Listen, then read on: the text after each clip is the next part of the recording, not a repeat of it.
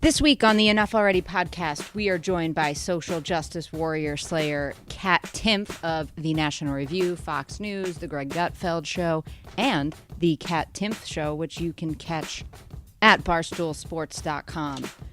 With Kat, we discuss the new FDA e-cigarette regulations and what she's doing to prepare for those. The Libertarian Party convention, which is taking place over Memorial Day weekend in Orlando, Florida. What it's like to live without proper furniture. And we ponder, is Hillary Clinton actually a robot? In our ash-kicking segment, Ash Scal from the Washington Examiner, New York Observer joins us to discuss what Trump's first 100 days looks like through the eyes of a misinformed Gallup employee who doesn't seem to be able to comprehend the fact that if Trump is elected, that means that people like the platform that he's running on, and therefore it might not be as difficult as this reporter thinks to get that agenda passed through Congress. Also, there's some new revelations in the UVA rape case that bring the whole thing to an entirely new level of crazy. Fingers and I discuss Hillary eking out a win in Kentucky, the mayhem at the Nevada Democrat State Convention. Pennsylvania is going to go ahead and change their liquor laws to accommodate visiting Democrats during the DNC, and how the summer of 2016 is shaping up to look a lot like a redo of the summer of 1968. Even Barbara Boxer thinks so. Remember to subscribe on iTunes, and while you're there, leave us a 5-star review. We'd really appreciate it. You can also find the podcast on Stitcher, TuneIn, SoundCloud, Facebook, and if you forget all of those, just go right to EnoughAlreadyPodcast.com. All right, enough already. Let's get to the show.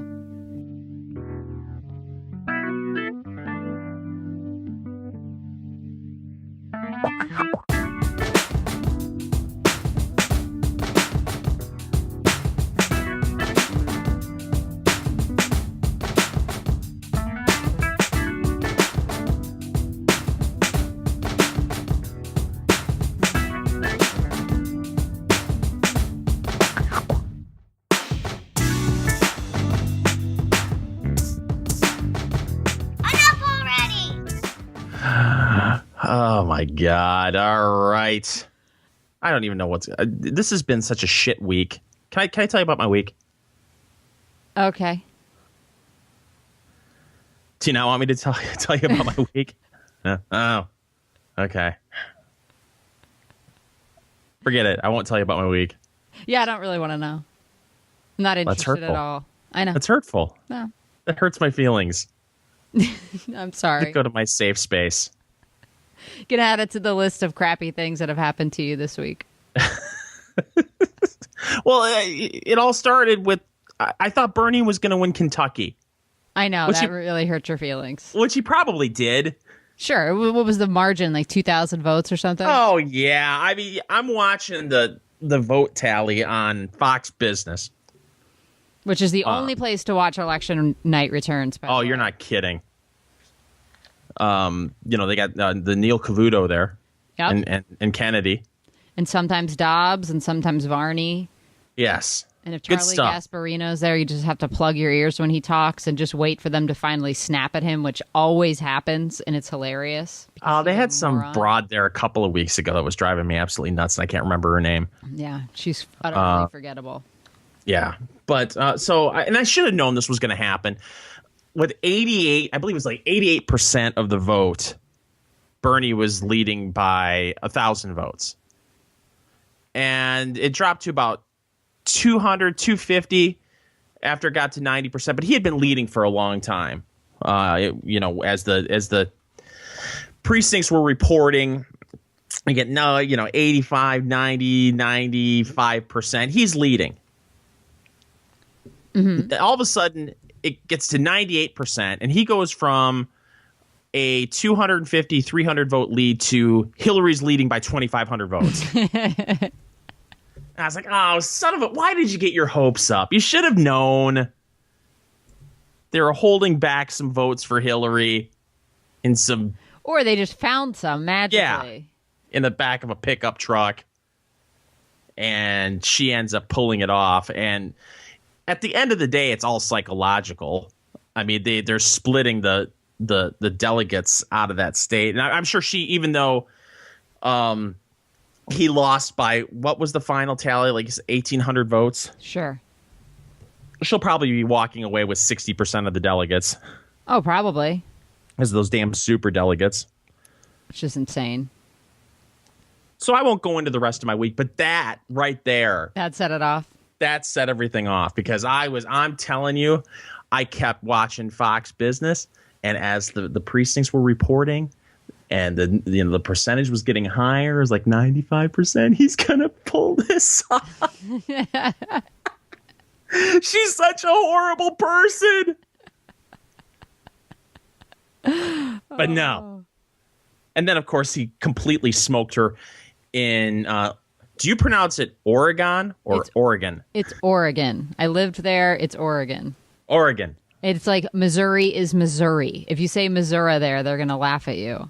Yeah. And I don't pretend to know how people vote in Oregon. I know you can vote, traditionally by the absentee ballot. You can vote by... They vote by mail. Mail. Period. So period. People go and drop off their ballot in a mailbox if they haven't already mailed it. Yeah, and there's no voter fraud there. This is I have family that lives out there, right? And I lived out there for a while, and my family that's out there are the leftist branch of my family. And they're the ones that routinely are like, there's no voter fraud. Like, really? Absentee ballot seems like the easiest way to do voting fraud to me. Other than online, that's the second best way, you know? Right. But yeah, no. Nobody who would bother. What do you mean who would bother? Hillary Clinton's people would bother. And I saw this long article in something called Counter Punch, which I assume is some lefty rag. And the headline is Clinton does best where voting machines flunk hacking tests. And it's this huge, long thing. As I guess there's a documentary that I haven't watched that's called Hacking Democracy that came out in like 2006. It was about these voting machines and how easy they are to manipulate and this kind of stuff. So that's paying off big time for Hildo in this election cycle. Oh, Jack Nicklaus came out in support of Trump. The golfer? Yeah, he's built some of Trump's courses. Oh. Or designed them. I'm sorry. That's the... Yes, he designed. Appropriate word. He designed a golf course a mile from my house. Oh, cool. It's a private club. I drive by it all the time and think to myself, man, I'd sure love to golf there. But I can't. No. They don't let your kind in? No. What were we talking about? Oregon. No, we were talking about the voting fraud. Oh, voter fraud. Yeah. There's this push. This is what cracks me up. They act like it is such an inconvenience to go vote. You vote, let's face it. Most people, unfortunately, only vote once every 4 years. Mm-hmm. But even if you vote once every 2 years, you should be voting every year for something. There's always something on election day you could be voting for. But say if you're going once every 2 years, you can't take 20, 30 minutes out of your day to vote. Like, it's such an inconvenience. It has nothing to do with it being an inconvenience. They're looking for ways to commit voter fraud. 100%. This early voting nonsense, which I think is incredibly stupid, especially in a primary where you could change your mind or your candidate could drop out. And then you got people running around being like, oh, it's disenfranchised. No, you weren't. You voted. That's called the franchise. You exercised it and you did it stupidly. It's it's unreal. You're voting 4 weeks before election day. Yep. What happens if, okay, let's say you get your ballot and you're truly undecided. They both suck. I don't know who I want to vote. I'm going to vote for Hillary. And I vote for Hillary on October 6th. October 15th, it comes out that Hillary is a cannibal. She loves the taste of human flesh. Aren't you going to regret that vote? You're disenfranchised. Maybe. It's entirely possible. She could go to jail, like, if we're going to be realistic about this. Yeah. No, it's silliness. And I have always agreed with Thomas Sowell's thing that we should have voting on April 16th. It should always be the day after tax day, although Yes. a lot of people get refunds, so that might not be the pain pill that he thinks it would be. But I don't see any problem with making it a Saturday. So we take these arguments out of their hands, although they'd probably say, well, it's not fair that like people have to give up their free time then. Yeah, that'll be the next.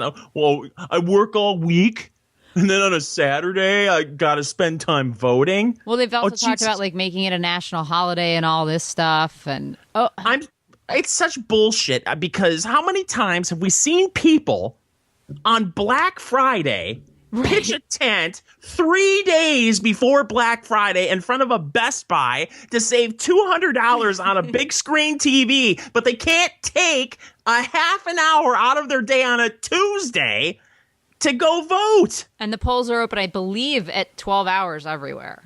Yeah. It even be more than that. But federal law mandates that every employee has to have at least, I think it's 2 hours off to go vote. Unbelievable. So if it's really that damaging to you, and sometimes during the general election, you could have to spend that whole 2 hours at the polls because the lines are so long because the polls That's are true. manned by like inept people.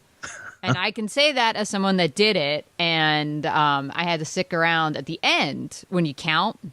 You know, because like you have to make sure that the number of ballots are processed that actually went through the machine. Like we don't do the machines. You have to fill out the little bubbles, you know, but no number 2 pencils for some reason, even though those were drilled into our head in school. It's that same kind of school test form that we have. Like a Scantron sheet? Yeah. So you do the Scantron, and then the poll worker who's working the Scantron, which I never got that cushed gig, they're not even allowed to touch your ballot. So it's really funny. They rip off the bottom part where it has your number on it because that can't go through the Scantron. And then they were like, can you please put your ballot in there? So you have to physically check that the numbers match. Like, so the number of physical ballots matches the machine total. But then you also... Was that your typical voter imitation right there? Yeah, pretty much. So when you're closing down at the end of the night, you have to do that check. So that's a whole bunch of physical hand counting, right? So this is what I find out, what goes on. I didn't realize I had just volunteered to do it. And I was just like, oh, okay, polls are closed. I'm finished. Oh, no. And I found this out maybe a half an hour before the polls closed. Oh, no, we have to do the count at the end of the night. And I said, well, how long does this routinely take? Oh, 2 to 3 hours. And I said, what? And can you tell me exactly what needs to be done? So we walked the judge of elections at my polling place. Is a very nice man, not particularly capable though. So he said, can you walk me through everything that needs to be done? So he did. And I said, okay, what do you think about letting me run this whole shutdown thing? I think I can get it finished in like an hour. And he was like, oh, that's fine. So I did. I delegated. So I had a bunch of people counting over here, another bunch. You have to open all of the absentee ballots and count them. And the other thing that I made sure happened, because I was in on that piece, because I was like, this is where the fraud goes on. You know, especially where I live, where most of people know each other. My precinct is maybe like 1,500, 1,600 people, maybe 2,000. But a lot of them know each other, so there's no like in-person fraud going on, I don't believe. But the absentees is kind of shady. And so you have the registry books, which have everybody's signature in it. So you open up their ballot and you check the signature against the signature in the book. And there were several of them that I got that I was like, wait a minute, these don't match. Like nothing even remotely close. Not a single letter looks the same. This is nuts. And so you'd have to fight then, bring in the judge of elections. And like I remember there was a whole family that had sent theirs in. And they were Democrats. And the Democrat guy that was doing this with me, he was like, oh, I know them. Like, that's their stuff. I was like, did you see them sign it? Like, I don't care if you know them. What do you mean? That doesn't tell me anything. Do you know them not to be forgers? Like, I don't, what? I don't get it. Somebody else could have done this in their name, whatever. And you also have to make sure that the person whose ballot you're counting also didn't already come in and vote, too. So there's a lot that goes on in that piece. Well, isn't there supposed to be a representative from the Republican Party and Democrat Party there? No, you call them. You have a judge of elections who's elected at the polling place. And so he came in and settled disputes. And like, if we couldn't come to a resolution, then you have to call somebody from the party headquarters and they'll come down and do it. But we were able to resolve all of this. And I got a whole bunch of people's votes thrown out. So if anybody's thinking about like working the polls in the fall, I would encourage you to do it. And the biggest deal to be in on is the counting of the the absentee ballots. Yeah, so then it's like you break down the voting machines, all this. I got everybody out of there in under an hour. So now they all beg me to come back. They're like, are you going to be back for the general election? I'm like, I don't think I can deal with this again. It's so inane. Like, I set up a process for you people. Why can't you just follow it? It wasn't that hard. It was break into teams. It's unbelievable that in 2016, this is the kind of stuff we still see. Look, you're never going to speed up the absentee ballot process. No. But my God, you should be able, with those voting machines, those votes should be tallied in all of 3 seconds. No, but you have to physically go through and count the ballots. So say you have 1,500 ballots that have been cast that day. And so you've got the machines count, and you want to make sure it matches with the hard count. So you've got to pull all of them out of the machine and physically count them. So I had to teach grown adults to be like, okay, count off 10 and then put them in a pile, and then count off another 10 and put it in a pile, and make an L shape out of this. And then when you get to 10 of those, then that's 100, and you can push it to the side. Wow. I mean, I don't know. People don't think that way, I guess. And it's only going to get worse, right? As we get older, I don't see the kind of enthusiasm for volunteering for stuff like that, the job that you were doing, that you would see, 10, 20 years ago. Oh, there's no enthusiasm to do it now. I mean, Democrats are staffed, man. They've got their people. It's always the same people. Well, I think you get a unions check, too. Look, a lot of these unions, I know the United Auto Workers, for example, they get election day off. Oh, sure. Well, they got to go drive people around. Right. You got to go pick people up in vans. I mean, I was in Philly, and remember, I live in the suburbs, so we don't have that kind of union presence. But I was in Philly on Election Day 2012, and the what was going on down there was unbelievable to me. Just crazy lines, and then there's white vans rolling all over the city that have Obama stickers on them and crap that were just carting people to the polls. These people are damn well organized. This is why the right loses all the time. These people have this stuff dialed in. They know everybody that needs a ride, and they're getting them in that damn bus, and they're carting them down to the polling place. And all of those people who are driving those vans are thinking, man, why can't we have online voting so we can commit fraud instead of having to go through all of this bullshit? But they're probably getting paid, though.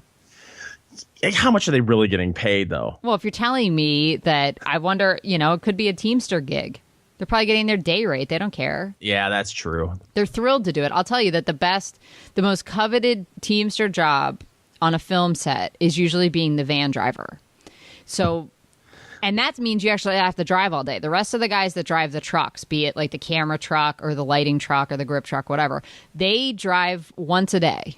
And that's to the location, and then they park. So is that all seniority based, too? So you got the oldest guy usually with the most seniority with the plum van driving job? No, it's all determined by the captain.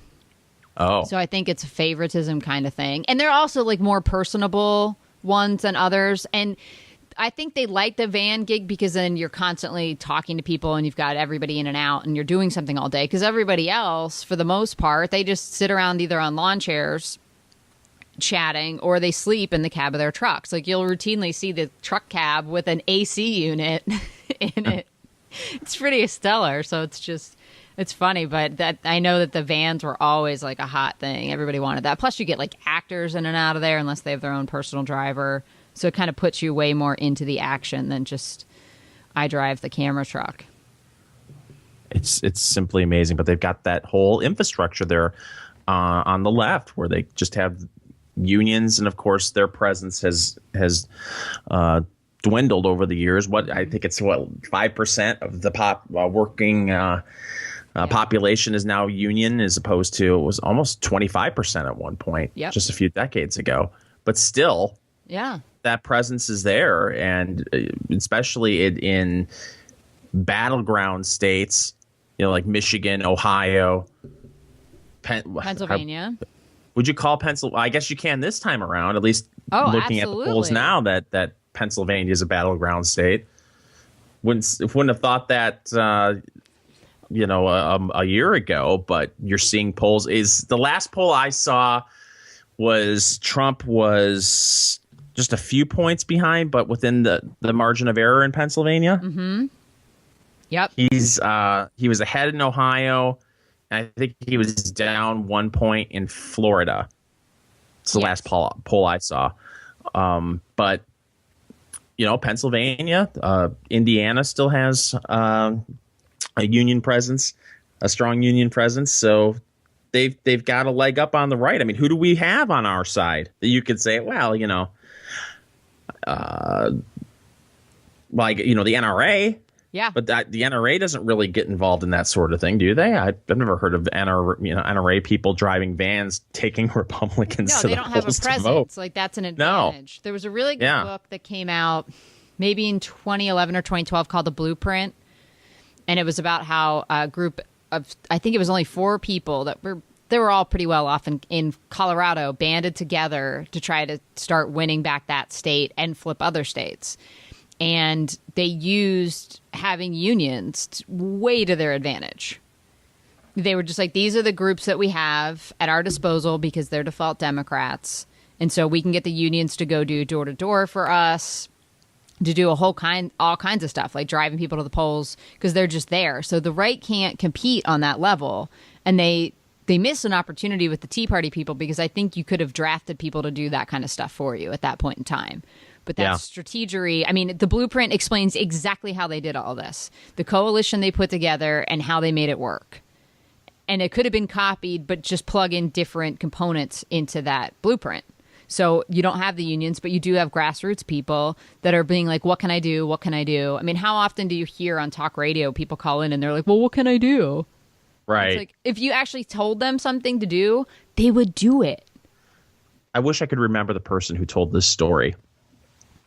But they were at some sort of Tea Party meeting back in 2012, I think it was, leading up to the election. And they were talking about the big victory in 2010. And it was stressed to this person. They, stood up and said, what can we do? Like you said, what can we do to get Mitt Romney over the top? We worked so hard in 2010 to flip the House. Mm-hmm. They said, well, we have to work this hard every election cycle because that's how the left operates. And you could see the shoulders kind of slump because people on the right aren't wired like people on the left. Every day there's a cause to fight for. Yes. Well, they also get payoffs, right? I mean, the union guys are in it because then they want the minimum wage raised. Why? Because their wage is tied to that. Right. So if the minimum wage goes up, their base rate goes up. So they can actually get tangible results for their people, whereas all the right can offer is electoral victories that then amount to nothing. Were you ever a liberal? No. Were you? No. Okay. I just can't imagine getting up every day and having that mindset that there's I have to keep fighting for the same cause over and over again. And when that cause, and it's usually something that isn't all that important in the grand scheme of things, when we've climbed the mountain and we've gotten what we want with this cause, then we have to find another cause to fight for. Sure. I don't understand that mentality, but what's bothering me is I'm seeing our side adopting some of these tactics. And you're seeing it with Facebook. You mean the fight against Facebook? Yeah. The report came out. There were some whistleblowers that left. It was just one person It was that one left. person, yeah. That left Facebook saying that the people in charge of watching what's going on when it comes to trending topics on Facebook, they had the claim was that they weren't allowing certain publications to make it into trending. Oh, see, I thought that they said that they were also pulling stories, completely off what was trending if it were certain sites that were conservative. I think that's right too, but it was mostly about blacklisting certain sites. Okay. But it Fair was enough. like if you're blacklisting those sites, then you're keeping a lot of these topics from trending. Like I think Matt Schlapp, who runs CPAC, said that like CPAC never made it on there, and I guess he was saying that it should have been in there. Okay. And there were other instances of things that like just don't make sense. Like if you look at some of the traffic numbers or the likes on some of the conservative sites on Facebook, they're through the damn roof. So it doesn't make sense, especially with engagement. But go ahead. But you're seeing, we've got Republican senators, at least one, and I can't remember which one it was, talking about we should investigate what's going on over in Facebook. And you've got, they had this big meeting. Yeah. Over at Facebook headquarters, they brought in a bunch of conservatives. I could hear your air quotes. to have a powwow. And I read Glenn Beck wrote a piece talking about what happened there. And some of the dialogue that was coming from our side about diversity of thought within Facebook, it was really something that was completely out of the left's playbook. Mm-hmm. And we've seen this in this election cycle where we've had people on our side become social justice warriors. And now this whole brouhaha with Facebook, which is in the private sector. We don't want government intervention on the editorial process at Facebook. I didn't think that was what, and I hate saying we. Yeah, you got to stop it. I got to stop it. But the right, that's not what I thought that's the right wasn't about that sort of thing. Well, they clearly are. This is why I said adios. But there is, to me, it's two different things. The senator, I can't remember if it was a senator or congressman, whoever piped up and said they should be investigated, he should shut up. Yeah. Because it's none of the government's business. And I kind of agree with the Breitbart stance because they were invited to go to that meeting and they said, yeah, no, we're not going to be props for you guys. We're just not. Right. And I read Beck's piece and I read a couple other pieces and Senator John Thune, by the way. Oh, that guy.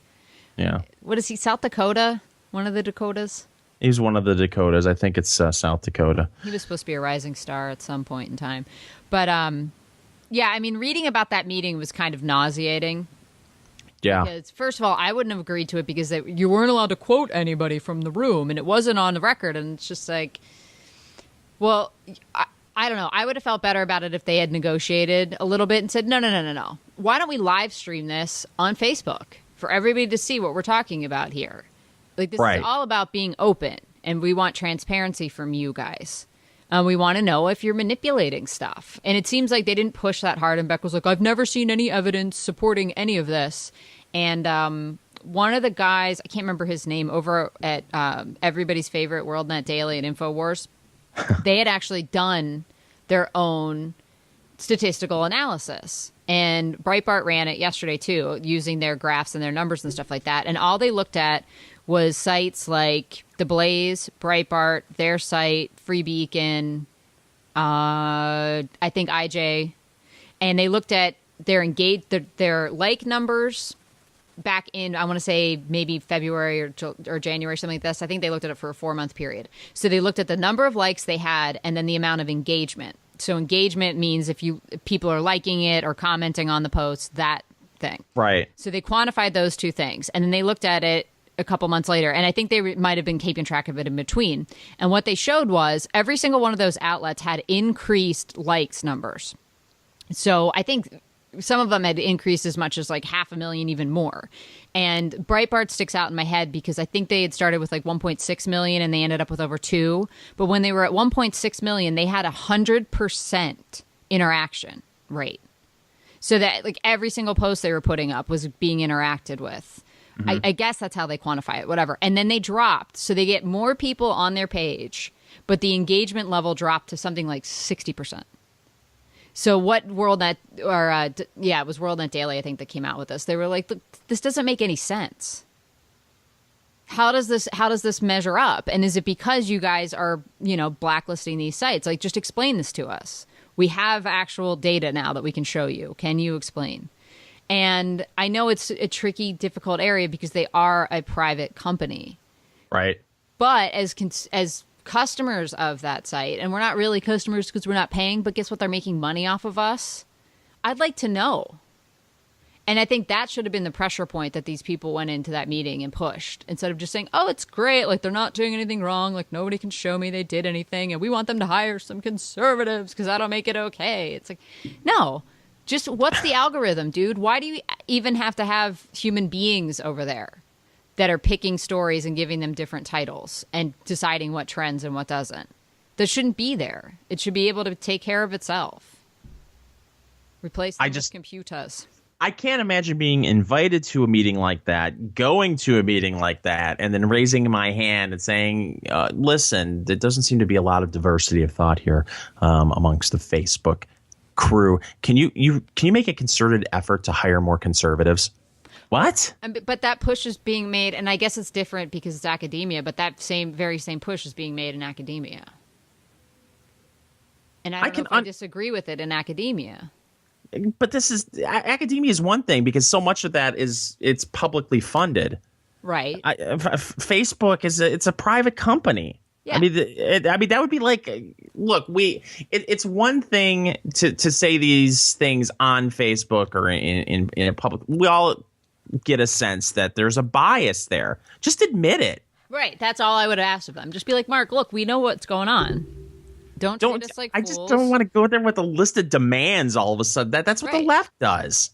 No, I get that, but at some point you have to play their game by their rules. I guess is the thinking.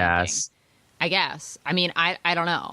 And I don't know. I've seen stories about Google and their manipulation. Like, Google's way worse. Yeah.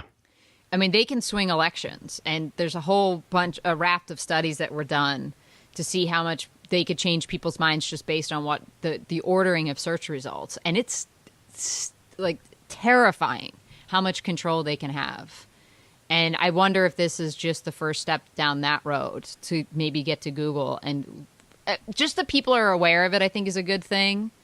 Right. And saying, okay, don't trust that trending topics thing. And when I go on there, I look at that list and I usually laugh because it's like nothing that I care about. It's some actor or actress said something dumb and it's at the top. And it's just like, whatever. But they can pick what goes in front of people's eyes. So they get to determine, what's the most important news stories. But I mean, I think with something like this, I think the Bernie people should be angry too, because I think that their stuff is getting pushed down.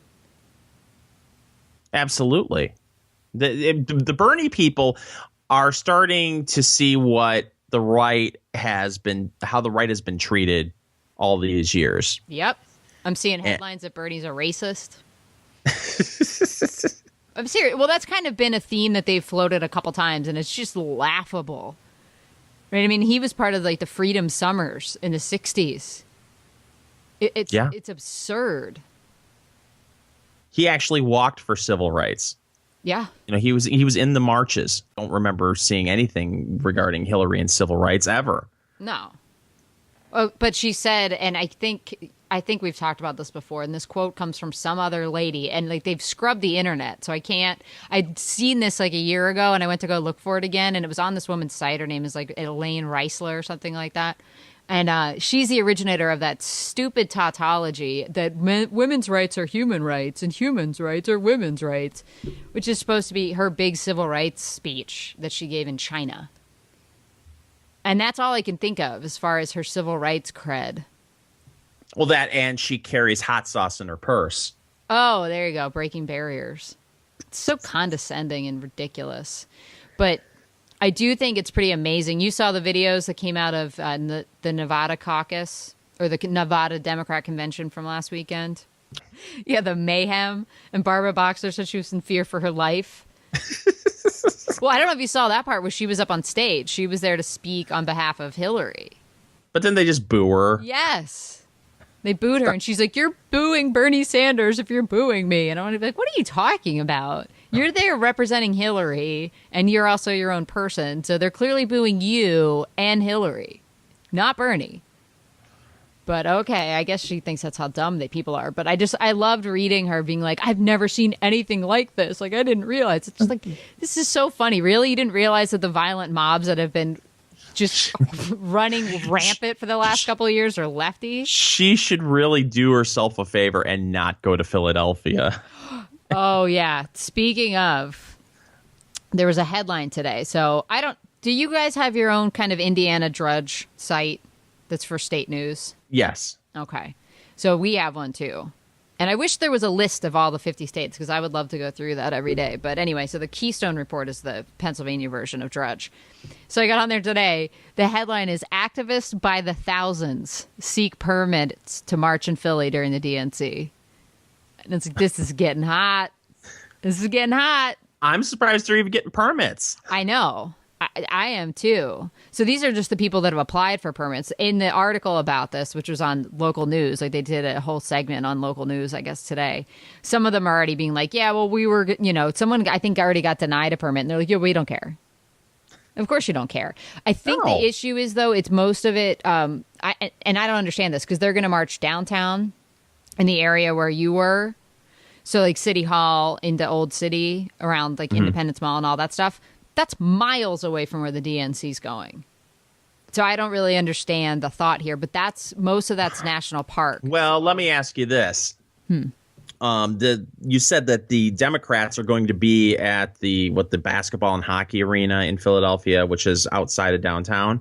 Yes. But how many hotels are in that area? Won't most of these delegates be staying downtown? So maybe they're by protesting in that area, they're going to try to intimidate delegates before and after the convention? It's possible, but the airport is closer than downtown. So there's a lot of hotels out there. There's some hotels around the stadium area because it's all of our stadiums. So the football stadium, the baseball stadium, and then the hockey basketball arena are right next to each other. So there is some hotel space there, but there's also other areas of the city that are closer that have hotels. So I don't really understand it, why they want to be down at Independence Hall. I mean, that's I remember, what was it a few years ago? We were doing Snark, and we were watching protests in Philadelphia, and they were marching from place to place. Mm-hmm. I can't remember. Do you remember what event that was that people were up in arms about in Philadelphia? Where there was a huge protest. Oh, it was right in the wake of the Baltimore riots, right? That may have been it. Yeah. Because you were seeing protests all over the country. But if they were going to start a protest downtown, I mean, how long would it take? Is it even doable to, if they were going to, look, they have no problems blocking traffic. They have no problems shutting down. Sure. But streets. Then why get a permit? That's what's throwing me off because they're talking about marching in the opposite direction. Yeah, that doesn't make any sense. No. And they could march to where the DNC is being held, but it's, I don't know, I want to say it's 3, 4, 5 miles.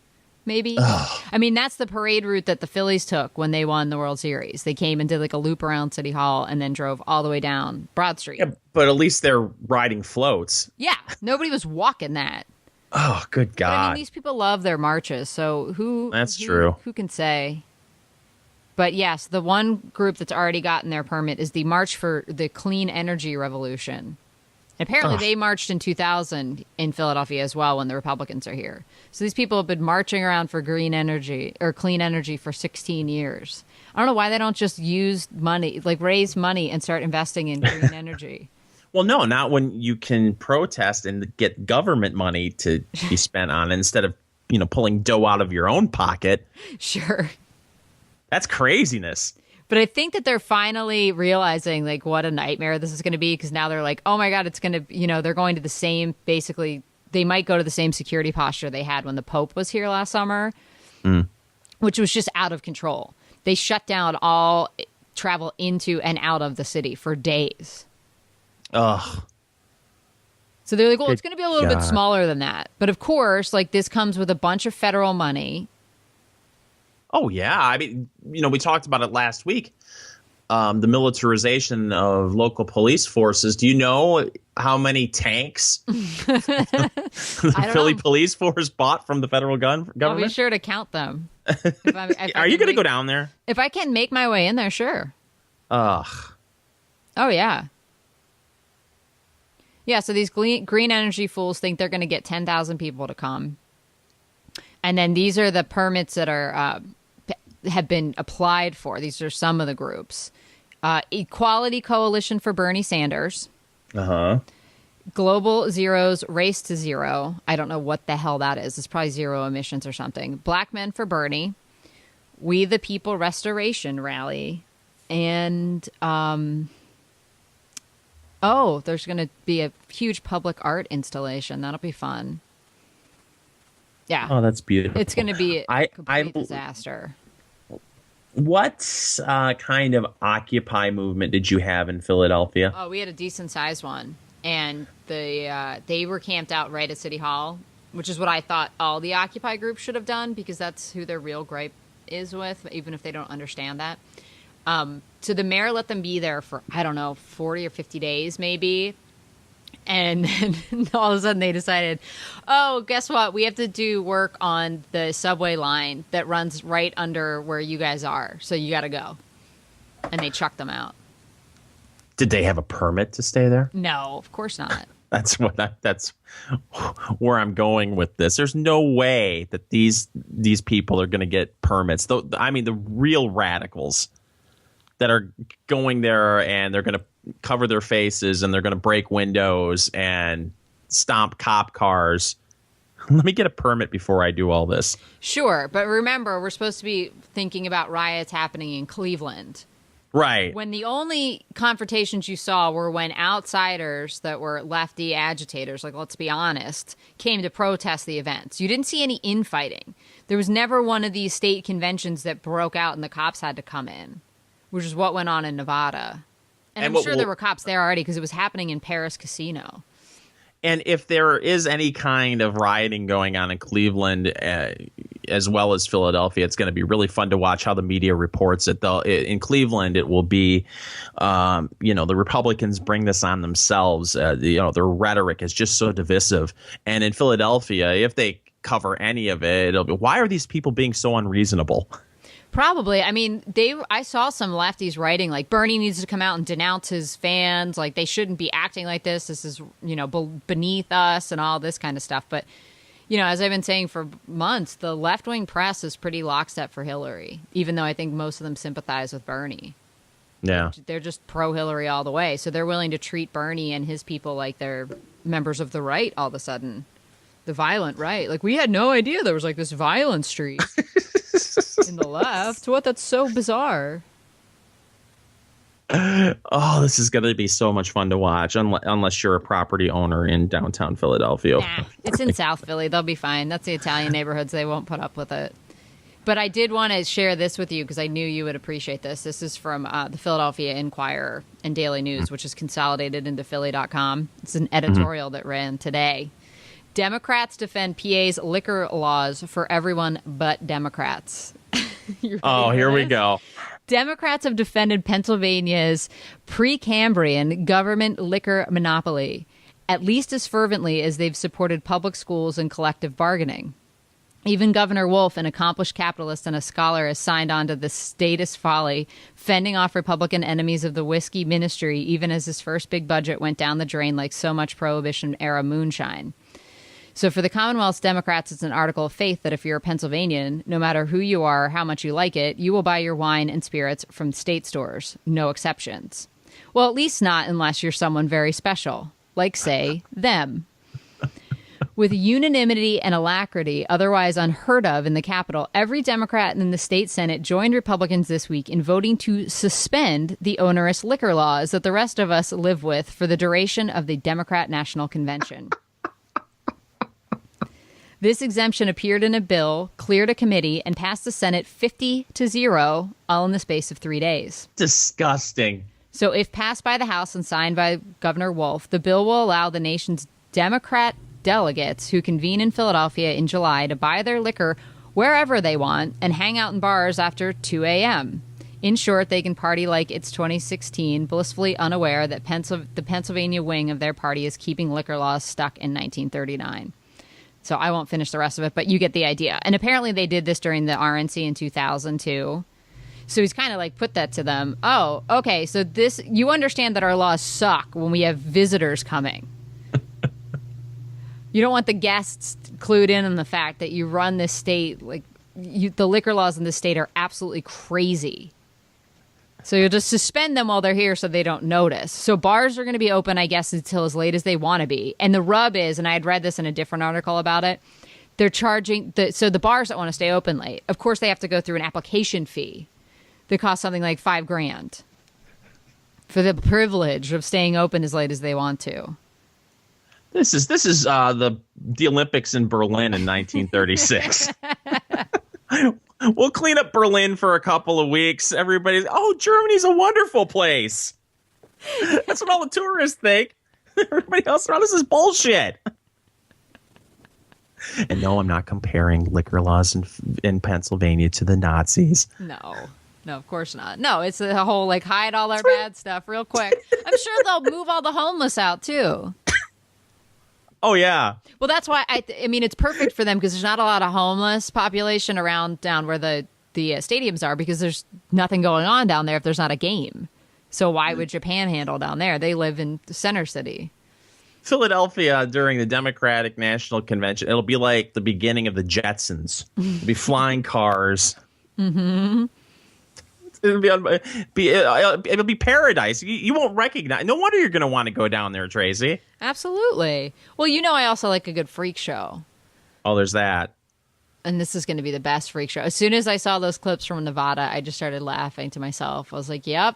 And here's Barbara Boxer saying what I've been saying for at least a year. It's like 1968. If we don't do something about it, it's going to look like 1968 all over again. Yeah, it is. Yeah, it is. In 1968, what did you just have? The anti-war crowd.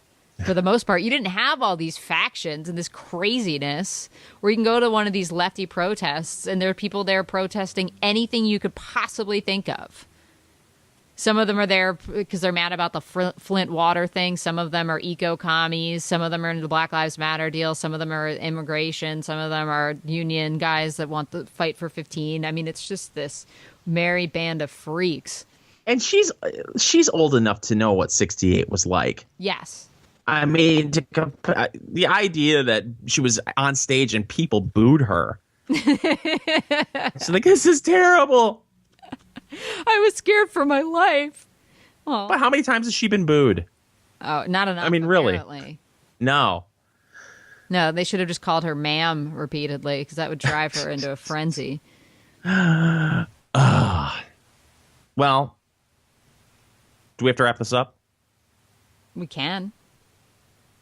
Was there anything else you wanted to talk about this week? Not really. It's been a bad week. Yeah. You want to run down your list of horribles? No.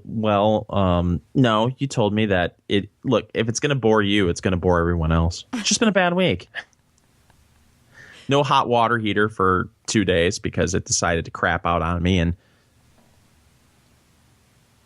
40 gallons of water leaked all over the floor and into several rooms underneath the drywall. So had to replace a water heater that I should have replaced last year. Not because it was bad last year, but it was just like, okay, tick-tock. At that point, it was 15 years old. These things crap out, but it was still working. Buying a water heater, that is not a sexy purchase, Tracy Connors. No, I would imagine not. People are like, oh, you know what? I really want to blow $900 on a water heater. Mm-hmm. When mine still works, but I should have done it and I didn't. And then this one completely crapped out this week and leaked all over the floor. And then I had to get somebody in here, a friend of mine, and helped install it. Well, basically installed the whole thing. I helped him, but the gas line, it was like in a confined area and the gas line was in the way. And water heaters are heavy. Yeah, why didn't you just go tankless? Well, geez, it's fancy. I don't want to be in this house. I would be paying double what I paid for this 40-gallon water heater if I went tankless. Oh, okay. And I really, really want to be out of this house within the next couple of years. Makes sense. If we were, going to be here for the next 20, 30 years, I would have put a tankless in there because I hear they're really nice. But I just put in a cheap replacement, name brand, but I didn't go hog wild because I really want to be out of here in 2 years. So why spend $2,000 on a water heater? But it was a bitch to get in, and got it in. But now my house is completely torn apart because people had to come in today and rip drywall out, and put fans up and dehumidifiers that are going to run all weekend. And I almost lost a thumb today at work and popped an Achilles tendon. Unbelievable. I felt it pop, and now I'm limping. That's so disgusting. But I know I didn't tear it, because apparently it's like a window shade that if you tear it, the whole thing goes up into your. Oh yeah. I heard that recently, and I was like, that's so vile. Just to think about that happening, like your Achilles tendon just snapping back like a tape measure or something.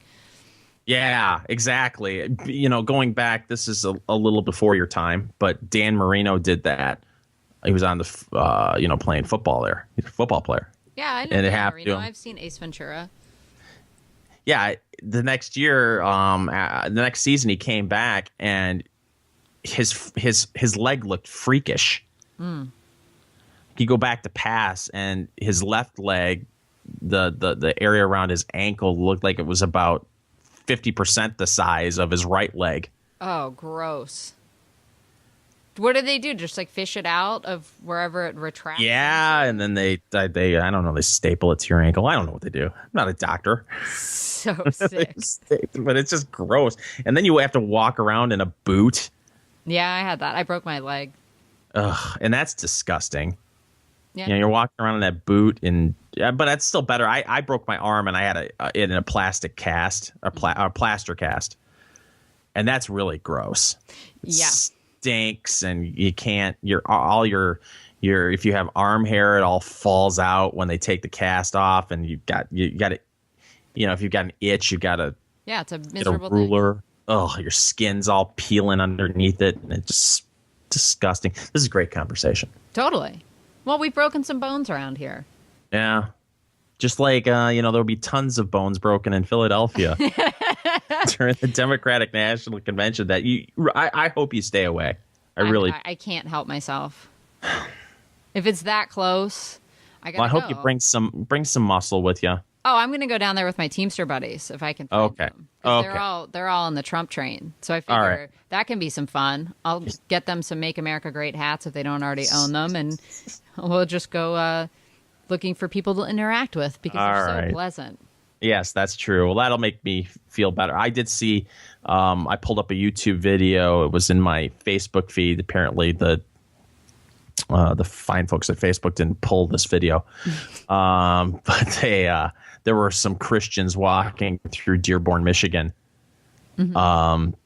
protesting in front. They have some fair every year, some kind of carnival in Dearborn, and a bunch of they claim Muslims.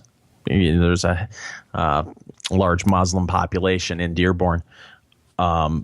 These Christians were walking down the street with John 3:16 signs, whatever, and they just started pelting these people with water bottles. The Christians were pelted? Yes. By whom? By the carnival goers in Dearborn, and the police came by, and of course they're saying that they're inciting Muslims because they're walking down the street with Jesus signs. But it was nuts, and people were. It looked like the kind of stuff you see in the Middle East. Sure. The rock throwing and shit. Instead of rocks, it was full bottles of Aquafina being tossed at these people. That's the kind of stuff that I could see happening in Philadelphia. Oh, so absolutely. Be careful. It's going to look like the May Day stuff that you see every year in Seattle. Yeah. It's going to be. Oh, do you see that? Crowd. We don't have that here, no. Do they cover the Seattle violence? Because I didn't see anything on May Day. I saw a lot this year. I just saw the one photo of a bloodied cop. No, there was a decent amount of video because now that the right-wing sites have caught on to this, they go and cover it. Yeah. So, the InfoWars guys, I know everybody laughs at them, but They get a hell of a lot of on-the-ground footage. They've been to every single, well, not every single, but they've been to tons of Trump rallies. So they've been covering what's going on in the parking lots and like with the protesters and the anti-protesters and all this stuff. And I've watched, I don't know, maybe an hour and a half, 2 hours worth of those videos. They're fascinating. I wish I had the audio for this, but speaking of InfoWars, I saw a Alex Jones video yesterday. I don't know if it came out yesterday, but he went on a tear about Michelle Obama. Yeah. And made the insinuation that the Obamas killed Joan Rivers. Or God. had her killed because Joan Rivers joked that Michelle Obama is a tranny. Yes, I remember this. Yeah, I don't think so. This is where he loses people. Right. Like, I wish he could just stay focused and not have to chase those crazy, I don't know, don't go chasing waterfalls so often, Alex. Because he's really good on a lot of stuff, and he just gets made into a clown. And I mean, I cringe, too, when I watch him. Like, he had Billy Corrigan on again recently, and it's a great interview.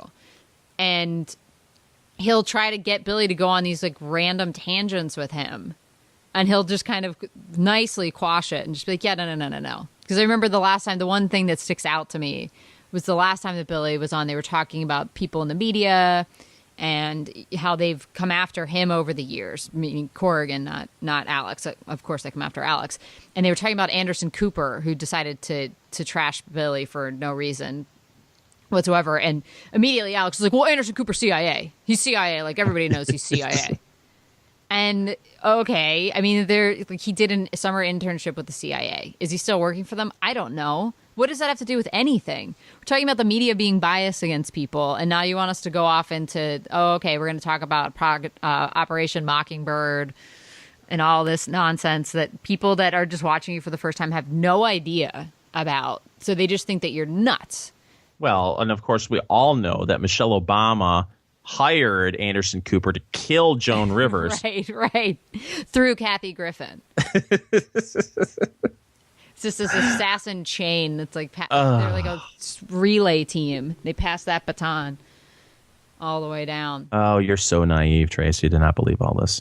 I believe some of it, but I have also gone and verified some of it. So I know why Alex thinks that about Cooper. There is precedent for it. It's been admitted that the CIA got in bed with the news networks in the 60s. And no, I'm talking about not believing that Anderson Cooper was hired by Michelle Obama to kill Joan Rivers. Everybody knows that. You know that, right? Everybody knows it. Well, now I'm going to have to look into this. I mean, it seems legit. He did that summer internship with the CIA. Yeah, that's right. I mean, he's a Vanderbilt. Yep. So who knows? I mean, the robber barons, right? Yeah. They got right in bed with the big government. Well, I could do that all day long. Yeah. Well, we have Ash Scow coming up, and then Kat Timpf will be here. And I know you've got to run an errand, and we'll be back after you run your errand. There we go. Okay, more after this.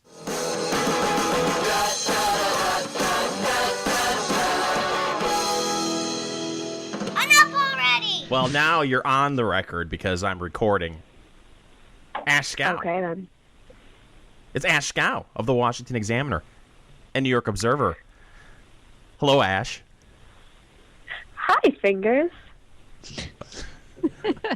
Now, you tore into me last week because I didn't give you a cue to start talking, so I hope that was a little bit better than last week, where apparently I failed miserably. I mean, I was almost going to point that out, and I decided to just leave it with the hi, just in case you weren't going to bring it up, and I didn't want to look like the what? Like the one who remembers things and holds grudges. That's a Taylor thing. I thought you were going to say something else. You're going to call yourself something. I might have. That was before I decided to make a little joke on Taylor. I almost did call myself something.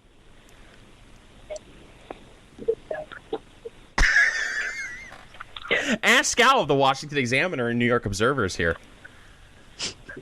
Hi, Ash. Hi, Fingers. Hey.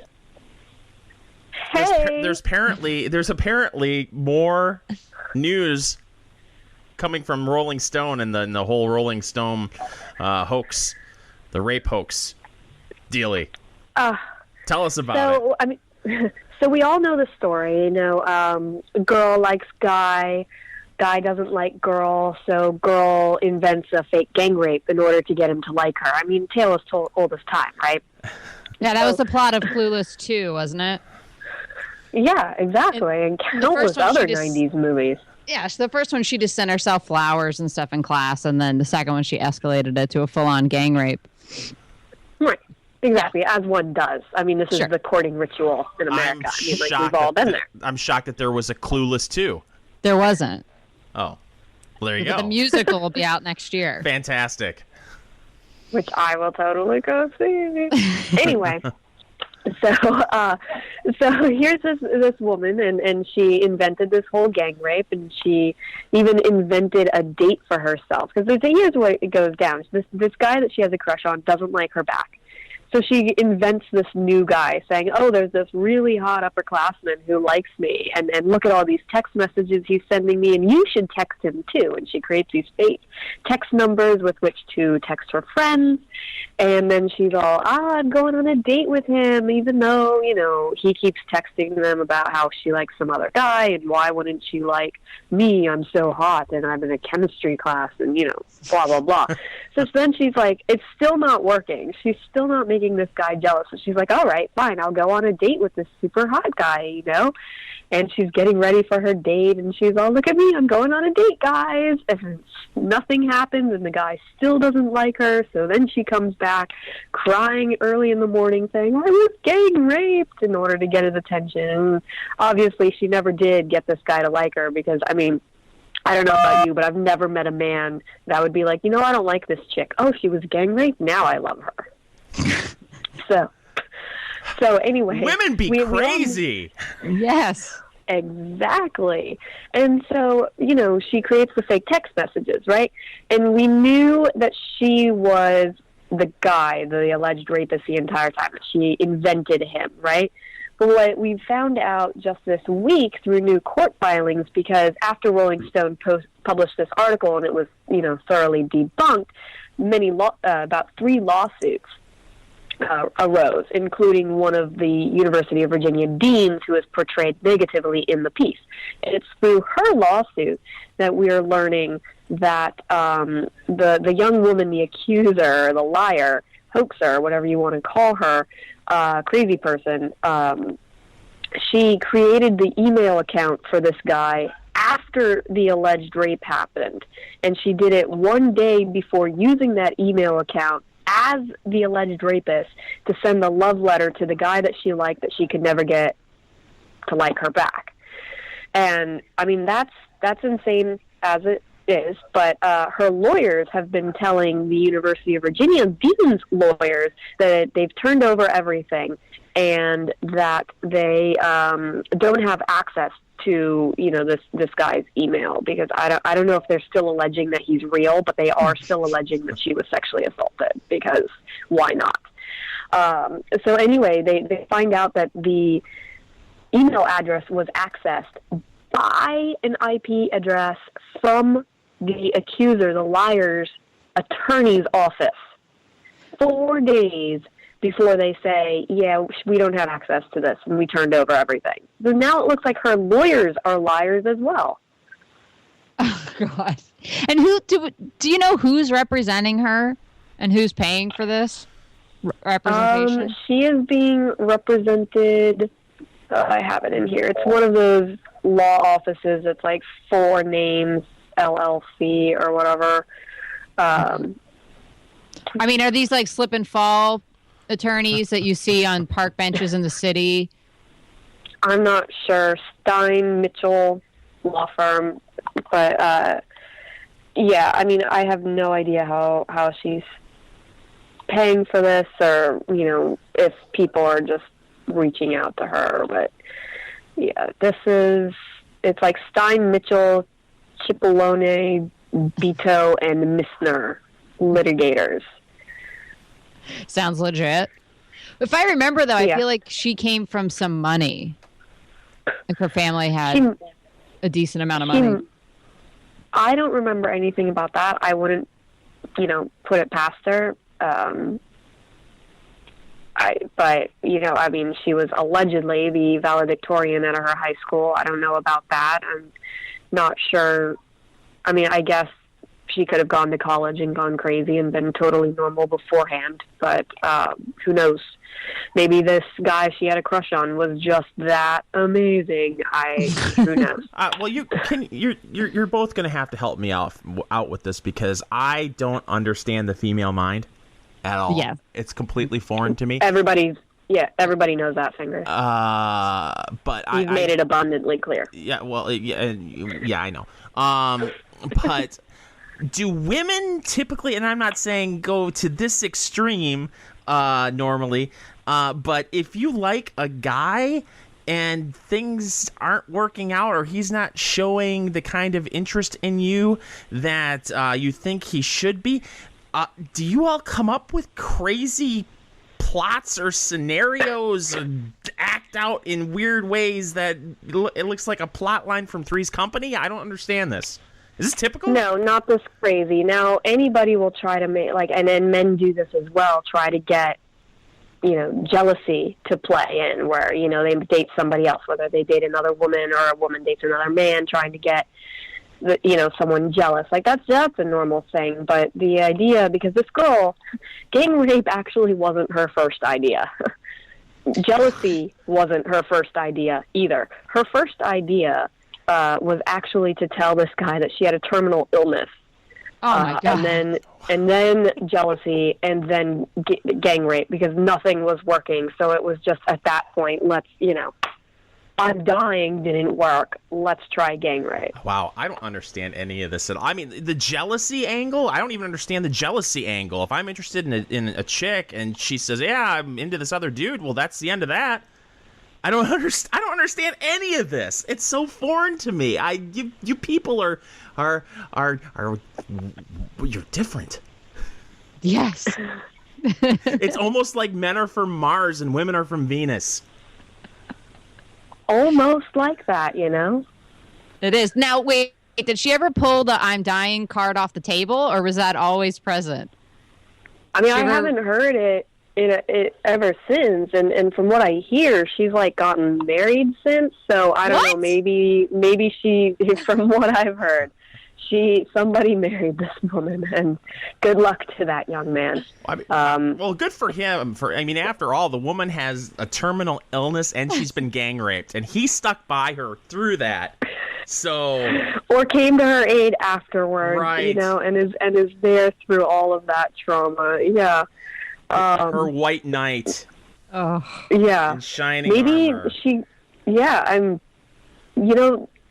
I don't. This is random reference, not that random. I don't know. People probably didn't watch it. I loved the show House when it was on, Dr. House, right? Yeah. So there was a character there, Dr. Cameron, who her husband, she knew he was dying when she married him, and a little bit of it was to marry him because he was dying. And I'm thinking maybe this girl pulled it and this guy did fall for it. Maybe it did work on somebody. So she's still going with the she's dying lie, is what you're saying. It's possible. And that's how she wrote this other sucker in. Wow. My God. Maybe. And by the way, House was a terrible show. You have no idea what you're talking about because you never watched it.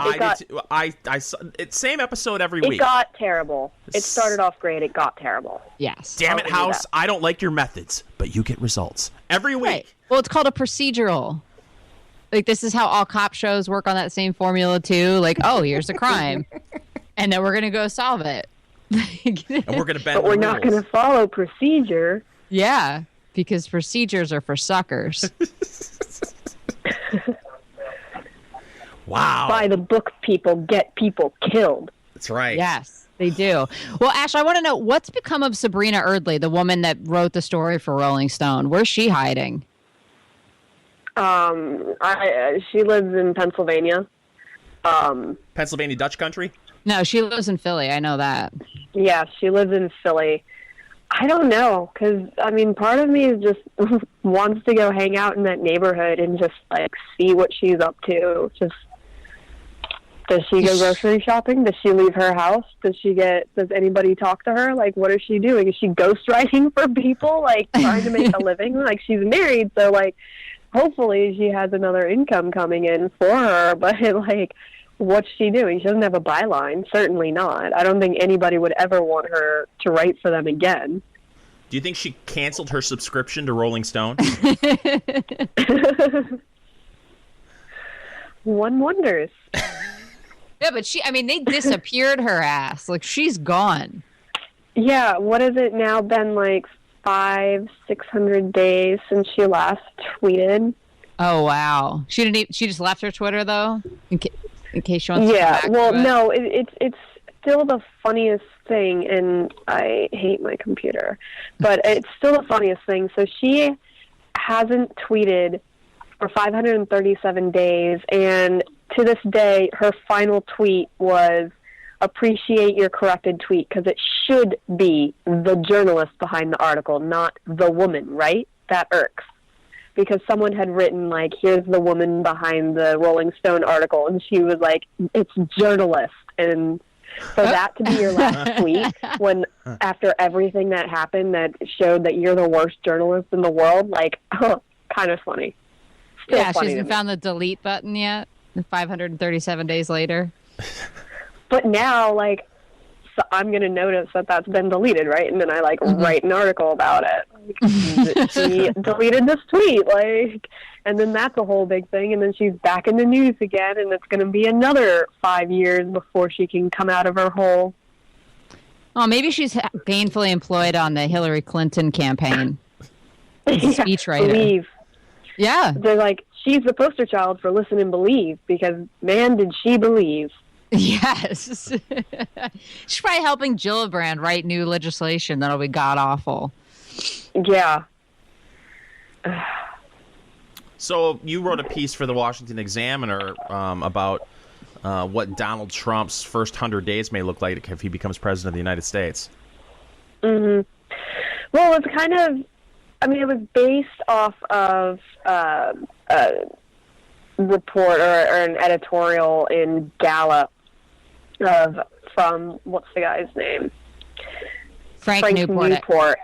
Who kind of had this list of, like, here's what Trump has been saying to New York Times, and these are his biggest campaign promises, so this is what the 100 days would look like, and this is how people are going to react, because people don't like these things that he's proposed. And my response is basically, like, okay, if people don't like those things, how did he get elected? If he got elected, then people do like those things that he proposed and might not have as much opposition to them as you believe based on these very recent polls.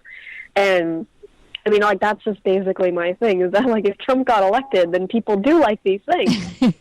And, trying to suggest they don't is just wishful thinking, and they look at, like, recent polls, and when you look at the border, right, is one of the very particular things, and right now people are kind of against building a wall, and I think a lot of that has to do because the issue has been so tied to Trump, and that people don't like Trump, so they are now associating building the wall with Trump, and they don't want to look like a Trump supporter. But if you go back to, like, 2013, a CNN poll found 62% of respondents believe border security should be the first priority when it comes to illegal immigration. In 2006, at least 10,000 people sent bricks to Congress asking for a wall.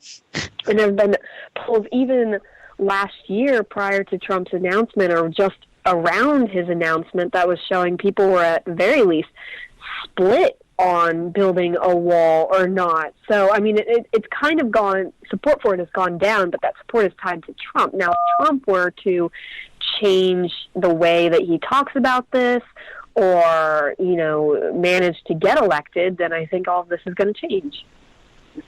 Yeah, so it's basically a pointless article.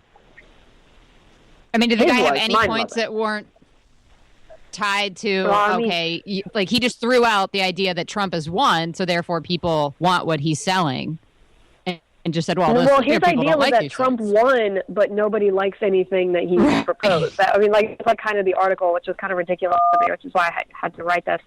But he does mention Trump's discussion of, trying to work with both parties as being something that could really bring America together. But I'm just like, every politician promises that and no politician delivers. So that's not but then again, Trump's not like a politician, and Trump is a complete outlier in all of this. So maybe he actually would try to work with either side, but it's just kind of one of those, okay, so you just wanted to like throw a little bone so that you didn't just look like you were crazy anti-Trump.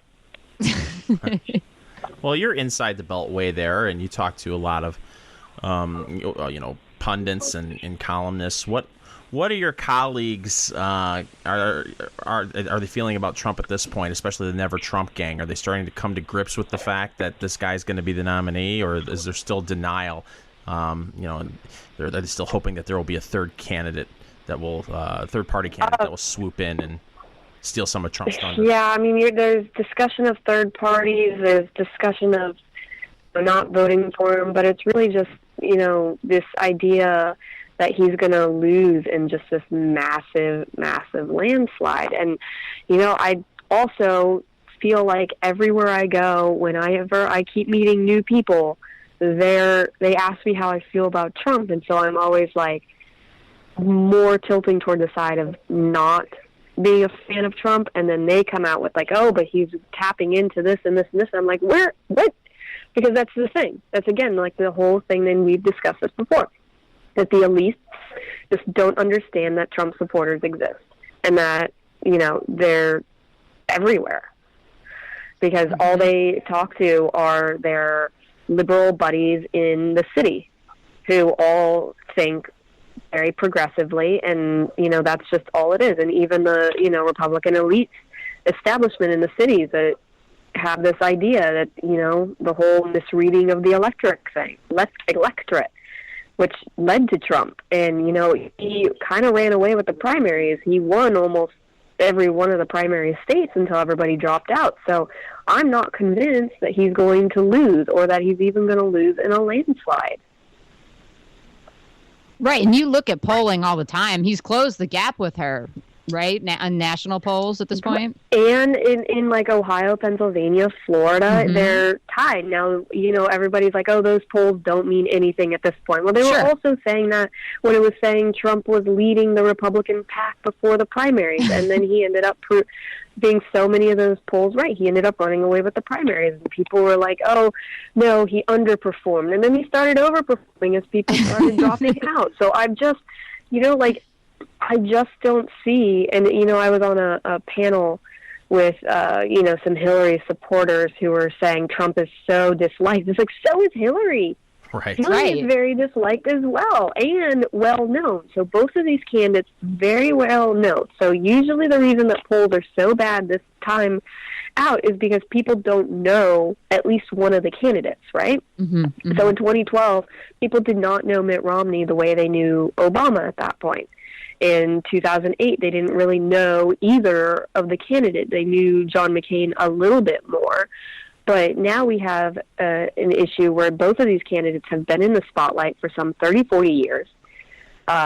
It's not really like we're going to learn anything new about them. I mean, Washington Post has 20 reporters on Trump, but like really all it's going to be is look at this New York Post article from 1990 something. It's already been reported. Now, people are going to be reminded of it now, but it's also like, you can do the same thing with Clinton. It's just, hey, let's remember Whitewater or, Juanita Broderick. Let's remember all of these things.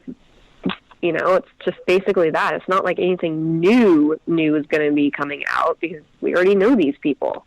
No, I get a kick and we out know of them people. in certain capacities. I get a kick out of the people that are pointing to polls now saying, well, they don't matter. But 5 months ago, when polls were showing that Marco Rubio would beat Hillary Clinton, every tweet was about how Marco Rubio will smoke Hillary Clinton based on a poll taken in February. Right. Exactly. I mean, not until, the media decides to everything they have at Marco Rubio and not Hillary Clinton. Yeah. But I mean, that's the other thing is that it doesn't, even if Trump does win, right? So let's say Trump wins, and we're going back to this Gallup article. Trump wins, people don't agree with his policies. Well, it's going to be presented that way no matter who the Republican was, because that's just how the media is going to work. The media is going to oppose everything that a Republican presidential candidate does, and they're going to report it from the point of view that everybody hates it because they do. Mm-hmm. Right. Well, in this So it's gonna likability be like, question, here's somebody who just won the presidency, and yet somehow the entire country hates him. Really? Because that's how it's going to be presented for a Republican. He's not going to have a honeymoon period like Obama had for 8 years. no, we'll see articles of impeachment come out on January 21st if Trump wins. If they're not Right. drafted already before he even gets there for some reason or another. But I find this likability thing to be pretty funny because I don't think Trump had the same problem going into the primary, right? He had the highest unlikability or whatever they call disapproval, approval, however they couch it. And then that continued to go down. And you're seeing that the same thing happen now. And Hillary's got no play in those numbers. Nobody's going to all of a sudden decide, well, I really like her.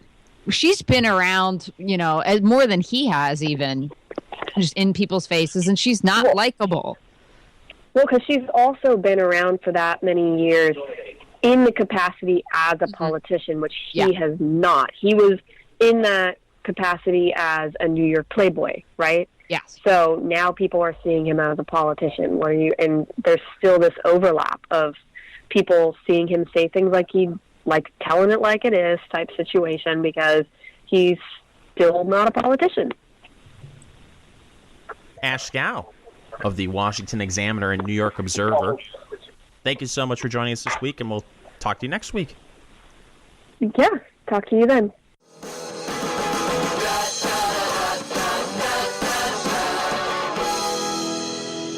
Enough already! The way this news show goes is we just kind of sit around and it's like we're talking at a bar or something. It's really not all that structured. So should I be drinking then? Oh, go right ahead. Yeah, I It's may. encouraged. No, I'm really confused about a lot of things. We had Ash Scow on earlier talking about what goes on with a woman and her way of thinking when she's trying to impress a guy, and how some women go absolutely over the deep end, coming up with stories and doing a whole bunch of crazy things. And then I came across your piece on National Review Online talking about how now some people feel that it's sexist to tell a woman you look tired. Right. And I just don't know how to interact with the opposite sex anymore.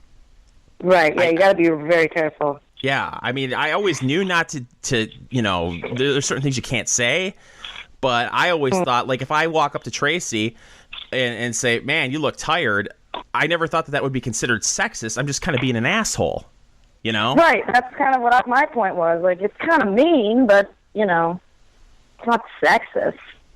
There have been many times I've been, walking through, say, CPAC, for instance, and I've had women come up to me and go, oh, man, you look rough today. I was like, yeah. I was up till 5 o'clock in the morning drinking.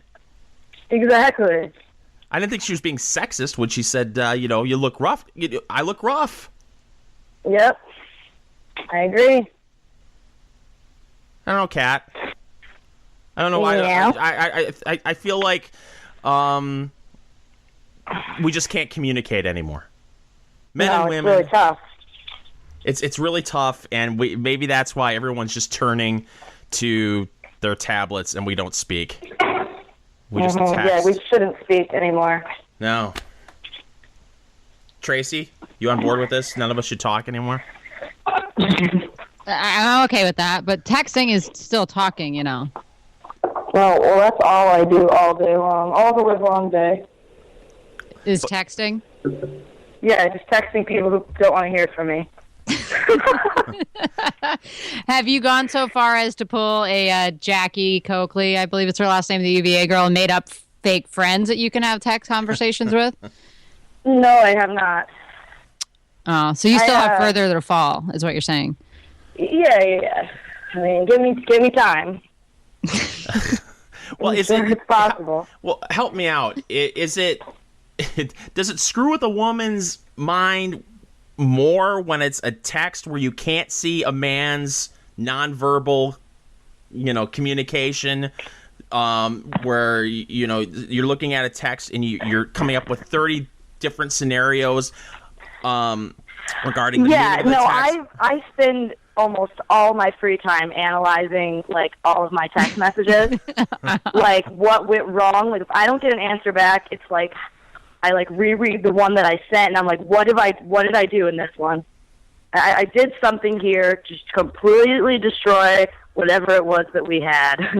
It's over now. And then they'll eventually text me back, but and then like, I mean, am I the only one that screenshots like series of messages and then sends them to everybody? Like, if you've ever texted me, it's out there. It's not just between us. Like, sorry, but sometimes I need, like, advice. It's hard. It's a rough world out there. But, so you need a translation is what you're saying, because you decide... This is a female thing that I don't think Fingers understands, because I do the same thing. Yeah. When you text somebody and then they don't text you right back, and you're just like, dude, I know you have your phone with you all the time. Yeah. And you've probably looked at it 15 times in the last minute and a half, and yet you're choosing not to respond to me. What did I do? Well, I've really tried to, like, have this thing where I'm like, oh, maybe it's because they really like me and they don't want to text me back right away because they're trying to play it cool. I'm trying to like delude myself. I'm serious. I feel like like the Donald Trump self-esteem where it's never his fault, and I think that looks like a great way to go through life. Yes. So I'm kind of trying to adopt that. So it's got to be even worse if you use something like Facebook Messenger, where it actually shows you that the other person saw your message and they didn't respond right away. Oh, those people are dead to me. Yeah. Those people are no longer in my life. There's no way. Yeah. I don't understand, like, the balls.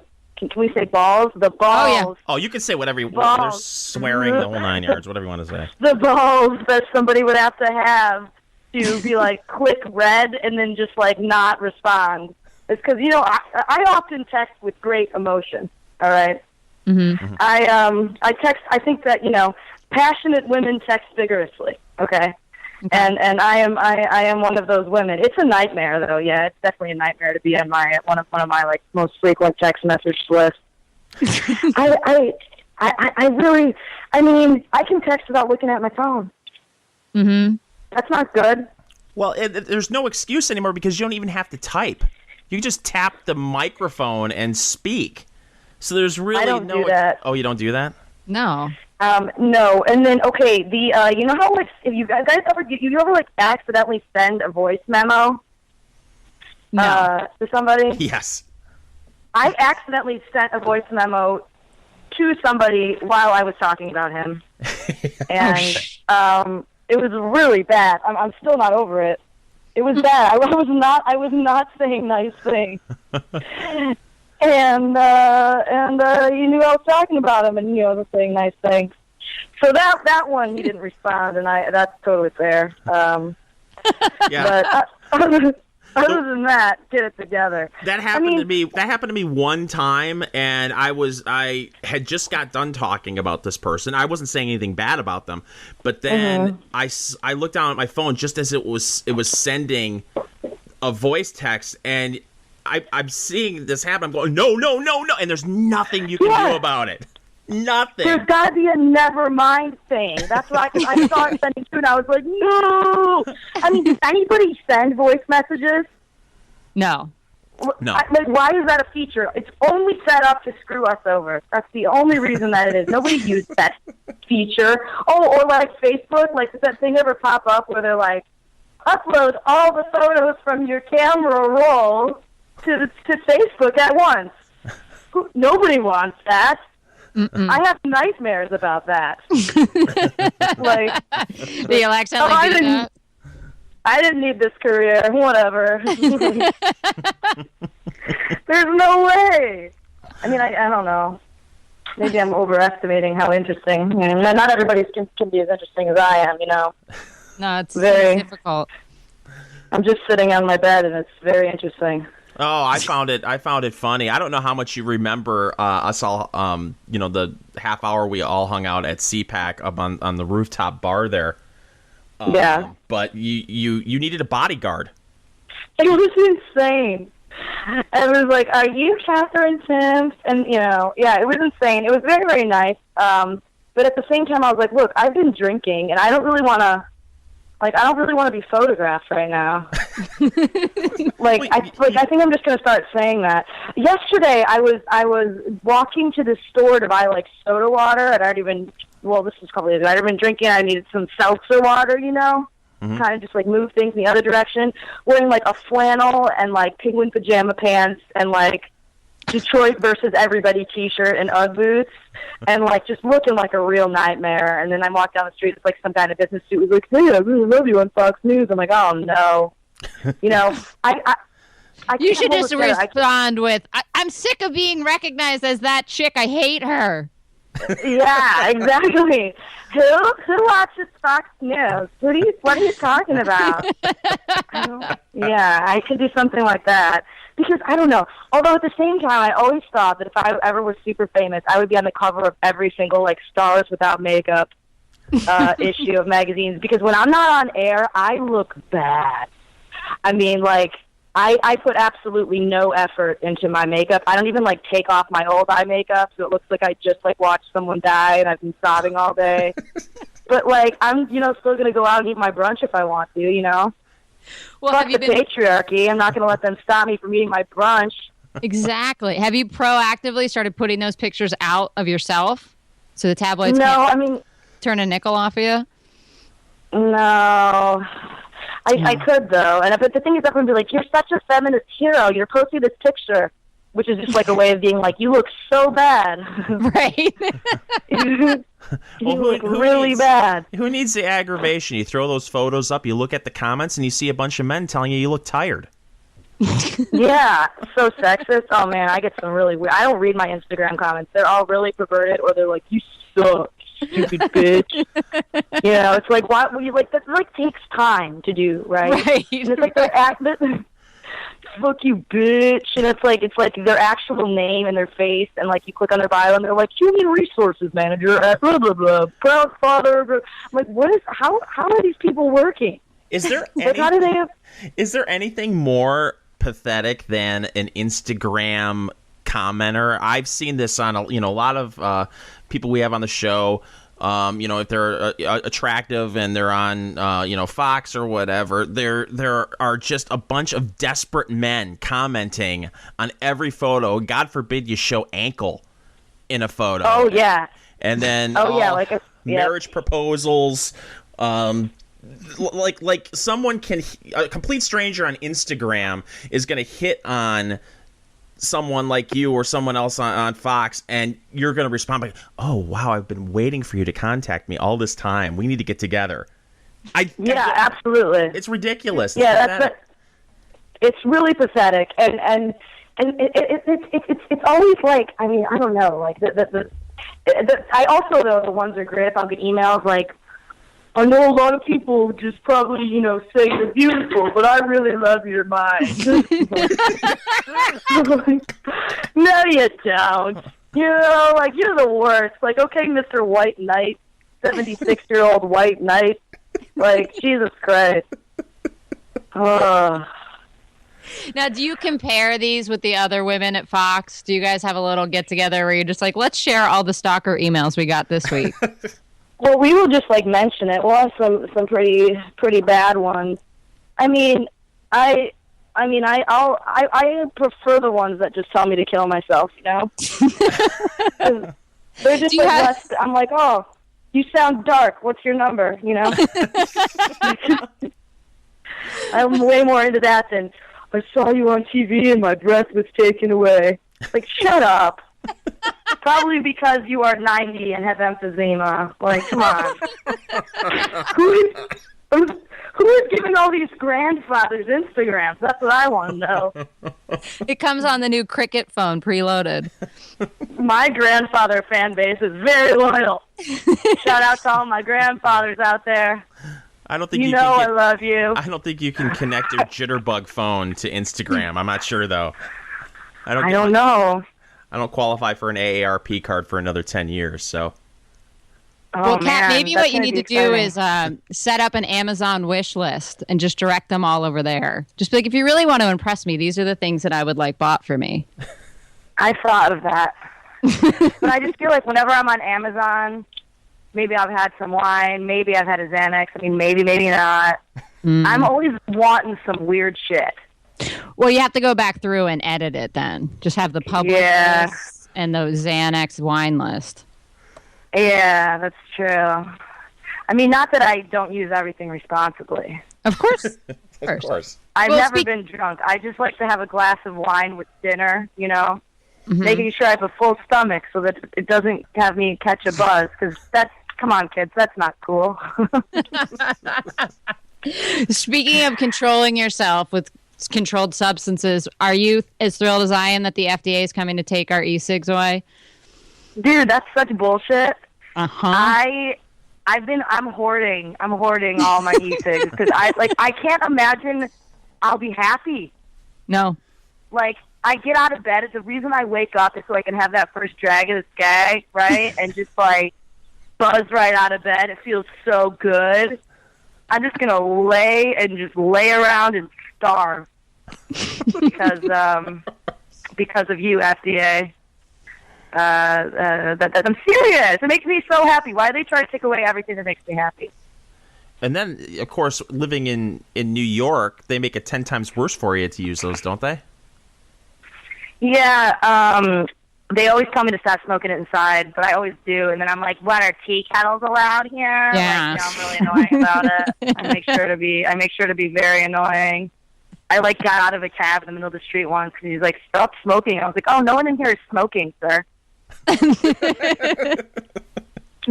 Like the condensation you see on the with it's kind of like that, bro. There always has to be one person that has to take it to an extreme and try to cut out everybody else's fun. I was at I think it was at CPAC 2 years ago, and I was at the what's the name of that hotel across the street, Tracy? The Residence Inn? Yeah, the Residence Inn. I'm in the lobby of the Residence Inn. There's nobody in the lobby. It's on a Sunday afternoon. I'm all by myself. There's nobody within 50 feet of me. And the front desk clerk saw me, walked all the way around the desk, walked 50 feet to tell me that I couldn't drag on my e-cig in the lobby. It's like, why? Not affecting anybody at all. But there's always somebody. On my walk home from work, though, I accidentally did vape directly onto somebody's baby. like that one, I felt like because it was like a big, nice, long one. I wasn't paying attention, and I exhaled, and there was like a very. I think the word infant would be appropriate in a stroller, and the mother looked unhappy. But the kid will be fine. You know, the kid's probably buzzing as we speak. Right. And there's probably a tailpipe 5 feet away that's blowing exhaust all over the place. Right. That's what I don't understand, especially in New York. They're like, "Oh, it's bad for the air." It's like you're not like living on a farm in Norway. You know what I mean? Like the air sucks everywhere here. I bet you my vape air is cleaner than whatever else is out there. Yeah. Absolutely. And you're from Michigan, and you made the transition. Yeah. You know, living in New York City. Do you like it there, or is it just it's necessary for your career? I don't like it. I don't like it anywhere. All right. That's the dang on truth. I do, I guess. I mean, I love my job. I have like the best job. I love journalism and being on TV and all that kind of stuff. But yeah, it's kind of a lot. It's just a lot. It's just a lot of people, and I don't really care for them very much on the whole. You know what I mean? And it ain't the D, man. No, the D. Oh man, I get to go back this summer for a little bit, and I can't wait. I just love the general vibe in Detroit. Is that whatever you're doing, it's fine.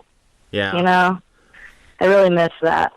Whatever you're doing is all right. If nobody's being physically harmed, then go on with your bad self. It's really generally fine. You can vape to your heart's content in any building you want. Yeah, and it's the food and other stuff there too. To be able to go back and have a Kogel hot dog, people outside of Michigan don't understand how good a Kogel hot dog is, or to go to Lafayette or American, get a good. Get a dog So good. there, and it's just I only get to. I'm from Saginaw originally, so I only get to go back maybe once a year to the Detroit area, but it's so great to go to the see a Tigers game, or if you're lucky enough to catch the last year we went to the Tigers game early and then wandered over for a Lions game to do the double. Love it. In one day. Love it. I mean, it's just so cool to walk around that area, and it's got I a know. great vibe. And it's here in New York. It's like, Kat, what did you do last night? I'm like, I ordered seamless 5 separate times. Like, I did do that the other day. I ordered delivery to my apartment 5 times, and it's not okay. I can't be living like that. Now, are you still up in It's Harlem? more of a personal problem. No, I moved. I'm living Midtown now. Oh, good. Safer. You're So I not can walk seeing to and from murders work. outside of your house? No, which I knew I was right. I was totally justified to get in that fight with my ex about how he didn't wake me up to show me the dead body on the street. I was like, this will never happen again. This will never happen again. Wait, Why what? did you wake me up? You just there was a shooting inside my house, and he saw the bodies, and I just slept right through it, and he didn't wake me up. Now, why I slept through so many gunshots is another matter. But It was probably that one glass of wine at dinner. It was my one glass of wine at dinner. It made me so sleepy. The thing is, I pretty much never drink, like ever. So yeah, I had like a half a glass of wine, and it really just knocked me on my keister.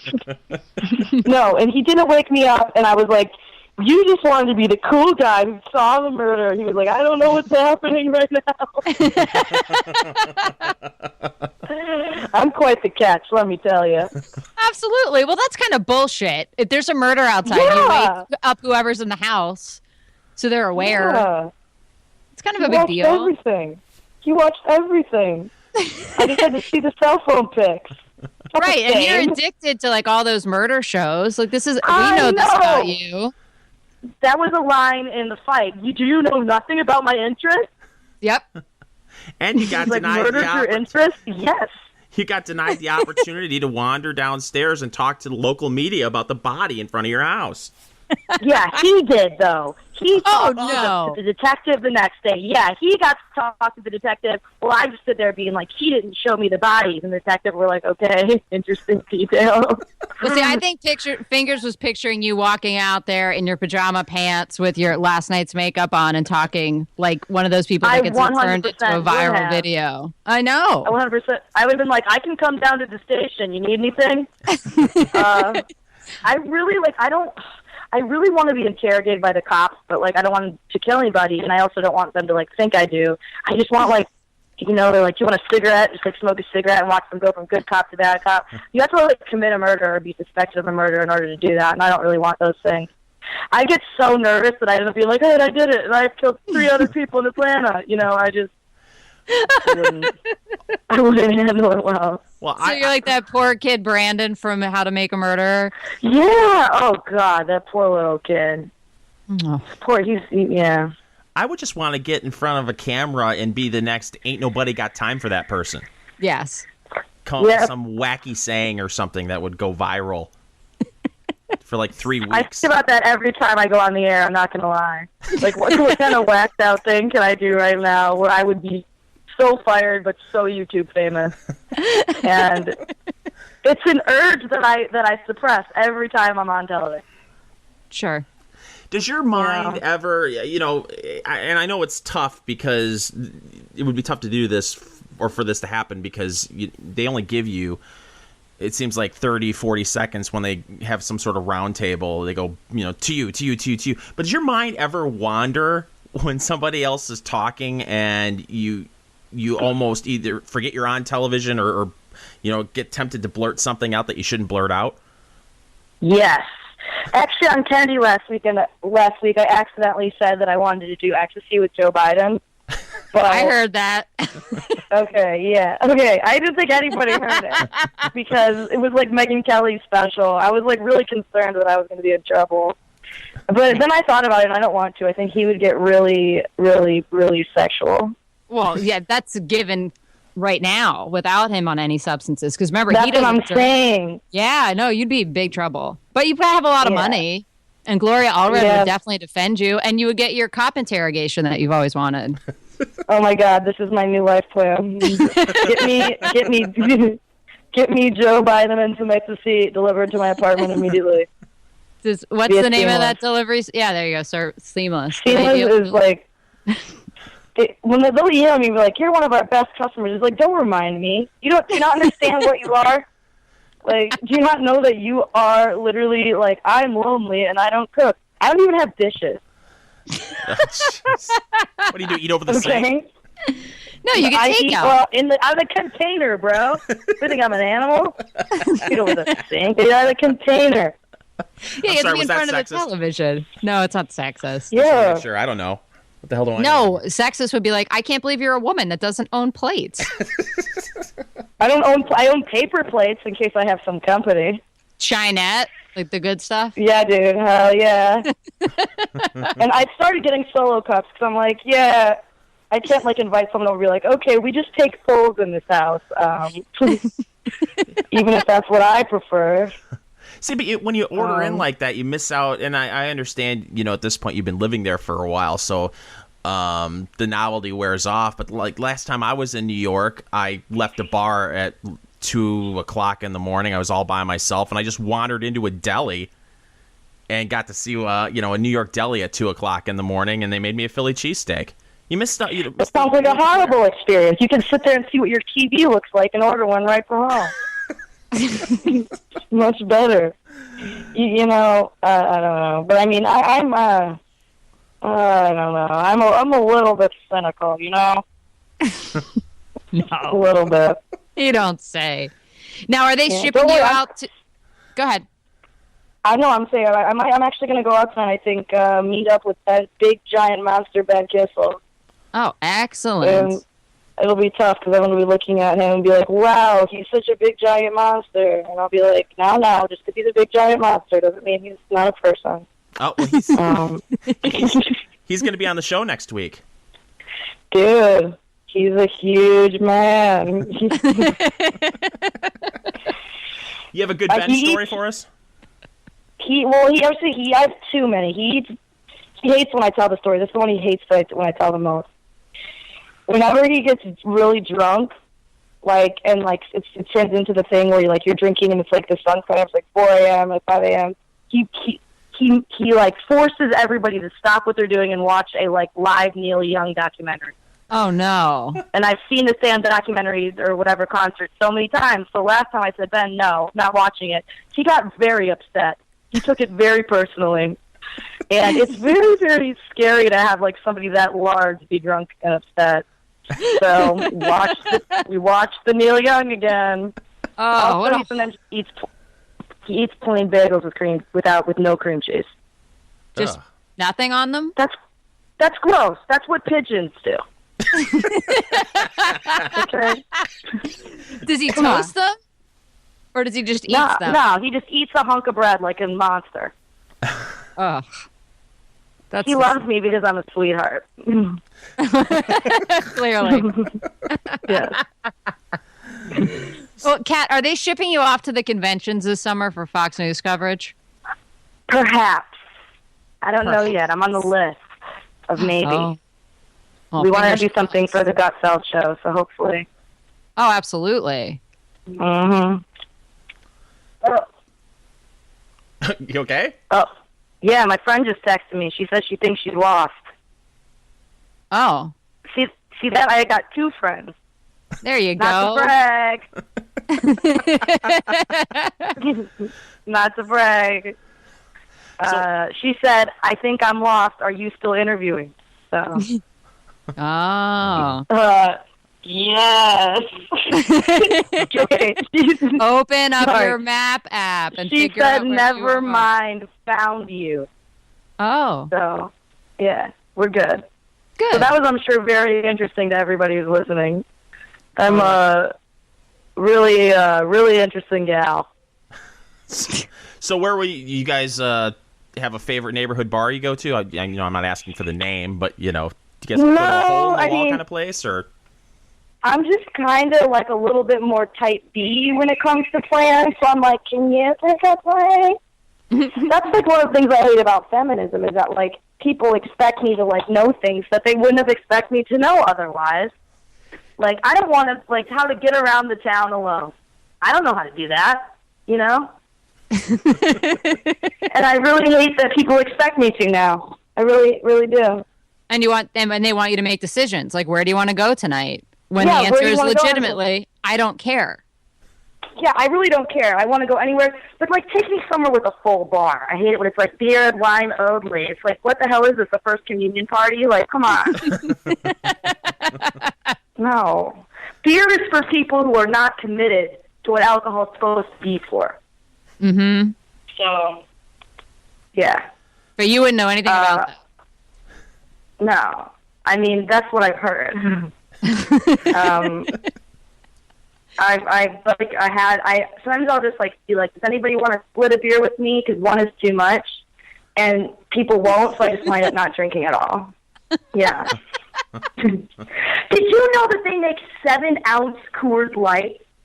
No. What kind of bullshit is that? Who's like, you know what I want right now? Exactly 7 ounces of Coors Light. Exactly that. Does it come like in a little baby can? Yeah. Yeah, they're called not phony 12 bottles. ounces. That'd be too much. I gotta drive home. Like, come on. Who is this? I don't know who the demographic that's being created for, but I want them nowhere around me ever. Unacceptable. That's so. Go home and drink your warm milk like you do every other night.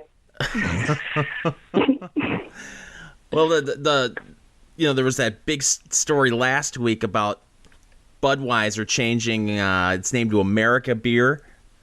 Yeah. And I guess people buy Budweiser because it's still in the store. Yeah, who buys that?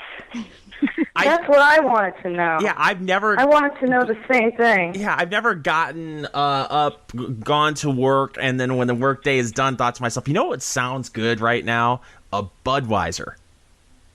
I don't know what they taste like cold because everybody I know that ever has Budweiser like also doesn't figure out like how to put it in like the fridge or cooler. I feel like I only know what warm Budweiser tastes like. Although I did drink them sometimes when I would watch my grandma. My Uncle Mike would leave me a bag of peanuts and two Buds in high school, 2 Budweisers and a bag of peanuts on the back porch. And I'd drink my warm Budweisers. I didn't give a shit because I was 16 and I was drinking, and my mom never let me do that. My Uncle Mike was cool. So you're a podcaster now. Is this the kind of stuff you talk about on your podcast? Sometimes. It goes all kinds of directions on that podcast. Which is good. I'm having Gavin McInnes on this weekend, so pray for my soul. Oh, yeah. We survived him last week. He's wonderful. I just love how his whole Instagram is pictures of his children, and the pancakes he makes them, and then he's like, so Kat, why don't you have a boyfriend yet? I don't know, Gavin. You're never gonna be happy unless you have babies now. Oh, thanks, dude. And I'm like, how is this an interview? I don't need to come on your show to know I'm not happy, and I'm not a happy-go-lucky girl. You know what I mean? I think that most people know that about me within the first, 3 to 5 seconds. Yeah. So, I think you put that out there. Now, I have a question for you. Yeah. On the Gutfeld show, Kat, why do they sit you in, quarantine on that set? Oh, very exciting news for you. Very exciting news. Starting this weekend, tomorrow, I'm going to be on the couch. Shut up. I'm going to be on the couch, legs and all. You heard it here first. Yeah. That's thrilling. Good for you. Way to move on up. Sorry, I went to go get my friend and she fell up the stairs. So, I'm actually, it was a pretty great moment, Absolutely. I'm looking forward to And the screenshots that weird men on Instagram will take of you and your legs on the couch. That's going to be great. Oh, The I can't creepy wait, comments. man. I can't wait. Mm. I Now- live for the Instagram comments I get from men. I whatever they do, and then whatever they do, they tell me you suck. Okay, then if one more person tells me that I am, and get off Fox News, I'm gonna say, you know what? I have to listen. I'm gonna go in there tomorrow and quit. A lot I of know, smart people in those Periscope it. comment sections. Absolutely. Yeah. Oh, dude. Well, what are you thinking right now about the presidential race, just to get political for a minute? Do you think that this is the year the Libertarian Party could actually do something? Or is it just a joke? Well, I'm going to the Libertarian Convention to speak. Oh, really? Oh. In Orlando on Saturday. The Saturday. Yeah, that it's weekend. next weekend. Yeah. And I love Gary Johnson. Okay, Yeah. I think he's a wonderful guy. But this whole election is I mean, it's hilarious, right? Mm-hmm. I that's just kind of like the main thing, is that it's just funny. But yeah, I mean, I think he'll get more votes than he has before because of the never Trumps who are now kind of like, okay, well maybe Trump. Right. I've never been a Republican, so I'm not like freaking out about the Republican Party having Donald Trump as the front runner. Sure. It's just entertaining, like you said. It's wildly entertaining. I know, and it's like, Hillary, it's funny, did you see that Fox News poll that came out that said that he's actually beating her now? Mm-hmm. Mm-hmm. That's hilarious. I think the exact same thing is happening to her that was happening to like the Republican Party, where they're like, okay, whatever, Donald Trump, we don't need to worry about this at all. And they're like, did you hear what he just said? No one would ever vote for him. We don't need to worry about this at all. But then, the more crazy shit he says, the more people are like, yeah. I think that's what it's gonna keep happening. And she's just the least likable creature I've ever seen. Am I getting in trouble for saying that? No. No. I don't know. All right. Oh, please. Okay. Yeah. He's going to call her way worse than a creature. I can't wait. I do want to see him insult her. Yes. I'm not completely convinced she's a human being. Okay. It's not I'm going really to not. be a debate. It's going to be a roast. Yes. It's going to be a roast. I can't wait. I can't wait for those debates. Oh my gosh. She's she's going to go up and like give all these policy positions. She's going to be like, listen, Hillary, you're from Washington, you lie, you're crooked, and I'm going to make America great again. And everyone's going to be like, wah! Like, it's going to be like nothing you've ever seen before. Like, I really can't wait. And then when things don't go her way, because she's so used to always going her way, being part of the powerful Clinton machine, she gets so mad. Uh-huh. Like, and she's also so bad at making jokes. He's so good at making jokes. He's going to, yeah. Also, I don't have furniture in my apartment either, so she's never been here before. I have a bed, and I have 2 lawn chairs. Nice. I need to buy a couch, but it's like so stressful. You have to make so many decisions. Like, how much should I be spending on a couch? What color couch do I want? Right. What size couch? How do I get the couch here? So I just have lawn chairs. Sounds good to me. I think you should take a Yeah. picture of that and hashtag it white privilege and put that up for everyone to see. Yeah, it's my wife. Yeah, they are legitimately lawn. They are patio furniture. So. It's like a tailgate in your living room. all It the is time? actually literally a tailgate in my living room right now, yeah. Awesome. So, Well, fingers Things is are of the good, mind things that if Hillary loses, she's going to have to be committed. I think that she'll murder Bill on stage on election night if she loses. What is your prediction for Hillary if she loses? she's just gonna it's gonna be like one of those things where she starts combusting and all the wires start sparking and she explodes and we realize she really was a robot all along. There's no way. People think it's crazy that I think she's a robot. I think that it's way crazier for somebody like that to be actually human, could you imagine going out to lunch there? She'd be like, I like to eat lunch. You're like, yeah, lunch is great. As a woman, I eat lunch, just like all you women. And that would be it. And then you'd she'd be like, offer okay. you hot sauce from her purse. Oh God, she's okay. First of all, she doesn't carry a purse. She has people for that. Okay, Right. Right. She probably has one person to hired to carry each item and distribute it to her if need be. So she has a hot sauce intern? Probably. Although sometimes I keep parm in my purse.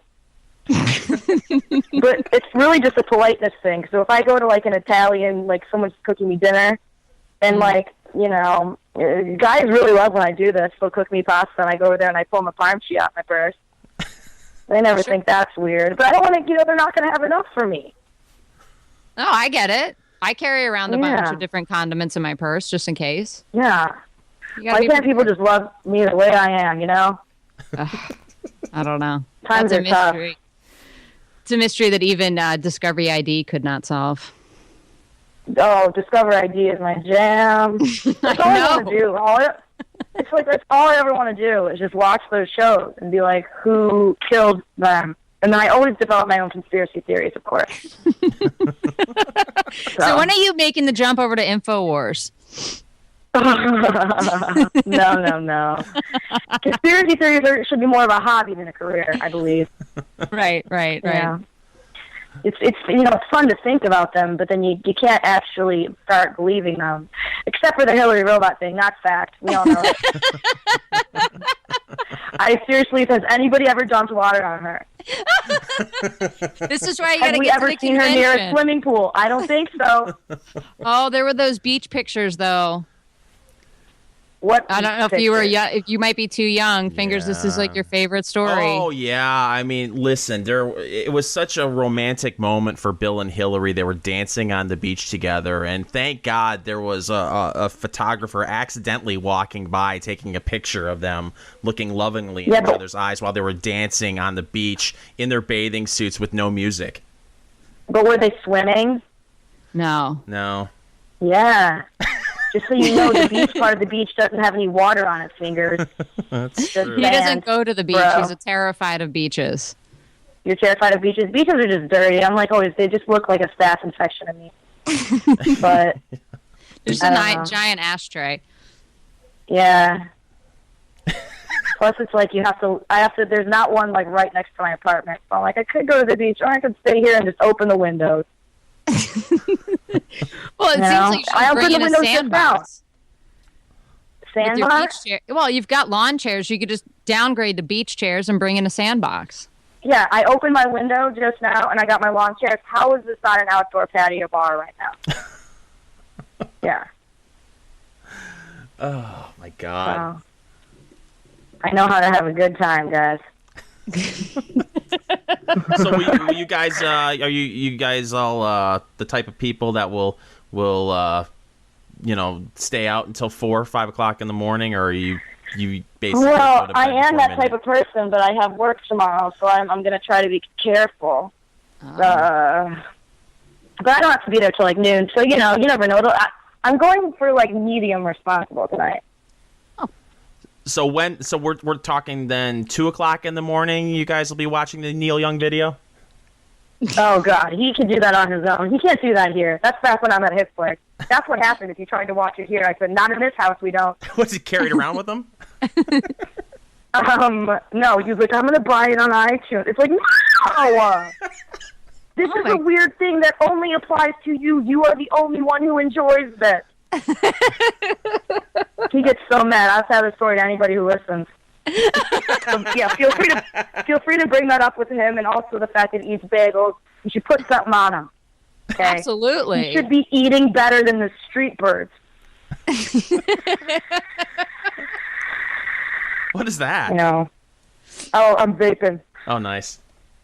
I thought, that's the first time we heard that. You just said you opened your window. I thought there was, we had Gavin on last week. He was actually riding his bike home from the office. So he was talking to us while he was riding his bike, and we got to hear. Sorry, I'm sorry. Go ahead. I was not listening to you. That's all right. I get that a lot. He's talking baseball. No, Gavin was riding his bike home from work, and we got to hear all the sounds that is New York City. So that's amazing. Remember the one time you called me and I was at a sushi restaurant? Yes. But I still answered. You guys matter. Aw, thanks. Oh, thank you. We would return your texts, maybe. Maybe. I don't know. Don't commit to anything that you can't keep. Oh, no, I have the same problem that you do. I can't stand that. I can see that you've read it on an iPhone. I can see you've read it. What are you doing? Right. what are you doing? That's more important. Mm-hmm. If you hate me, that's fine. Okay, everyone doesn't have to love me, but just please tell me. Right. So I can remove you from my mental space. Thank you. So, it'll be all right. Yeah. It'll all be all right. We're all going to be all right. It's great. Donald Trump's going to be president. He's going to make America great again. We're gonna win against China. I think I can be president. All he needs 3-word phrases. Yeah. Build the wall. China's bad. No more Muslims. I hire great people. Like 4 words max. Mm-hmm. And then next thing you know, you're president. Everybody doubts me. All right, I'm going to be mayor of Detroit, and then I'm going to, from there, to have turn the whole city around to make it amazing, and then have the experience from that to go in as a wild card in the presidential race, and I'm going to be the first female president. I would vote for you. You heard it here first, folks. Mm-hmm. You just got to come up with something that'll fit on a hat. Yeah. I'll be all right as president. And I'll bring my cat with me to all the speeches. People love that shit. Cat's cat. Yeah, like a bunny rabbit. I'll put a little Uncle Sam hat on him. That's the way to get the youth to vote. Hillary should walk around with a bunny with an Uncle Sam hat on it. But you know what? I bet you animals hate her. Yes. I They bet don't you like animals, robots. if she walks past the dog in the park, I bet it just starts barking like crazy. Something's not right. You've seen cats versus Roomba videos, right? That's what I imagine it would look like. I imagine the same. That's exactly what it would look like. I bet has she ever taken a photo holding a baby? I don't know. Maybe her not granddaughter. Yeah, I don't think she ever held Chelsea. No, because they'll start to scream. Maybe they can get her that robot baby from American Sniper. Yeah, that was what I was going to say really was going on if there were pictures of her holding babies. Oh, it's all I got all the answers. You do. You should be president. That's what I'm saying. You got a couple years to work on your slogan, though, right? You're not old enough to be eligible. Yeah, I'm not old enough to be president yet, unfortunately, which is the biggest tragedy of our time. I'm ready now, I'm ready to swoop in there and do what needs to be done in Washington. Well, you can declare your candidacy next weekend at the Libertarian Convention. Oh. It's such age discrimination. I could have been a great president starting at age 16. No, she's right. You should declare. I mean, Kanye declared he was going to run in 2020, 2 years ago? Mm-hmm. Yeah, that's true. Yeah, I'm what do you win. got? 2024 you could run? Yeah. My political slogan is just going to be nope. Yeah, so, that's perfect. That fits on a hat. Yeah, so I'll be like, nope. I'm just going to say no to everything. Mm-hmm. Just no to everything. No, we don't need that. We don't need that. This other stuff we said yes to, let's undo that. Let the people just all chill how they want to chill. This sounds like the makings of a perfect speech for the LP convention. Absolutely. And I'm going to vape during all the presidential debates. Oh, yeah. Make America vape again. There you go. Oh, there you go. Yeah, there you go, right? That'll be one of my main platforms, yes. So I got a lot of ideas, all right? I'm an idea person. I don't know what that voice was, but you know what? It came out of my body, so we're going to roll with it. Now, do you have a good story about, your dad's profession, because I don't know if you know this or not. Marco Rubio's dad was a bartender, and Kasich's dad was a mailman. I don't know if you heard this or not, but... Yeah, and people are, you know what else? People are so damn sick of hearing that. I have a story. I have all kinds of stories of, I talk about how I was bullied for my mullet, Oh, yeah, that's a good one. I say, you think I've never faced adversity? You should have seen it was my Beatles, 60s Beatles mullet, side bang hybrid haircut. Boy, they don't make it easy for kids with one of those. Let me tell you. I think it's never too early to start campaigning. I think you're right. I'm going to quit all my jobs. Oh, you don't have to do that. Not yet. No, I don't. But you could take the Make America Vape Again tour this summer. See if you can get the other candidates to commit to it. I'm sure Gary Johnson would help, but, Yeah, I'm sure he would. Make America Vape Again. I think that's a great deal. Yeah.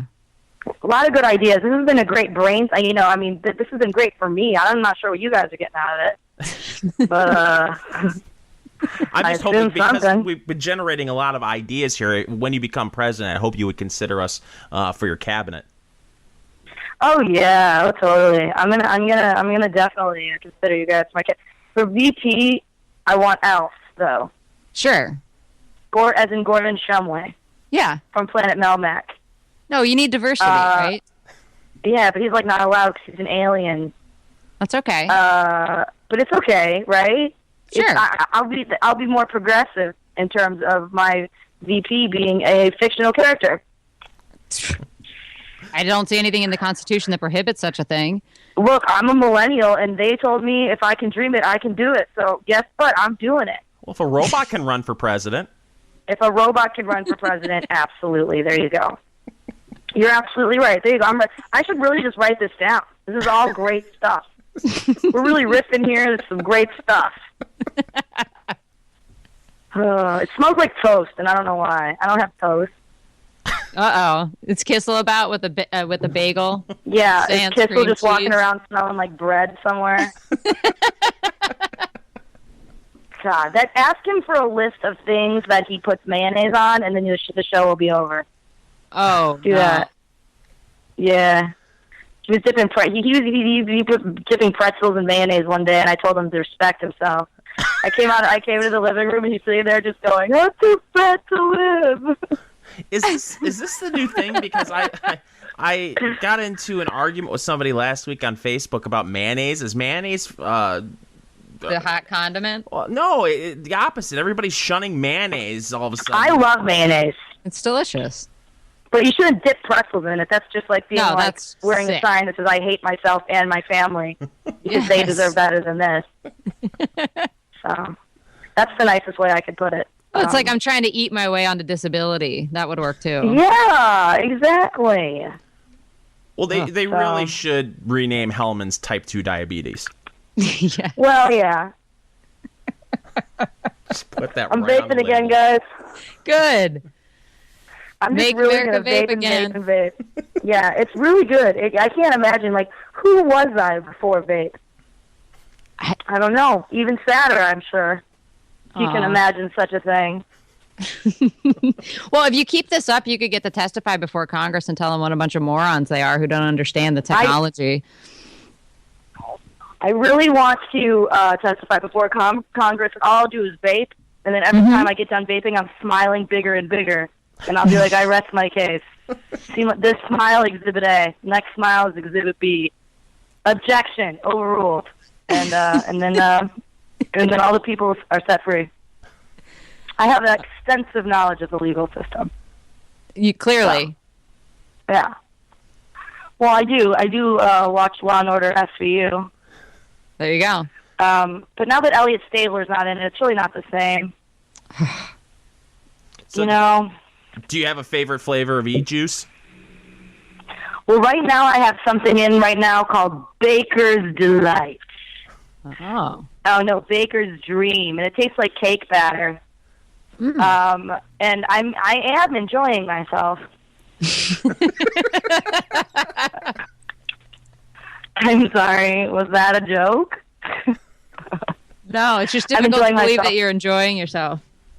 Oh, I get it. Yeah, Yeah, you're breaking character here. Enjoying myself is not really my brand. Yeah, Yeah, you're going against I got to brand. remember that. I hate to say be too off brand by saying something positive.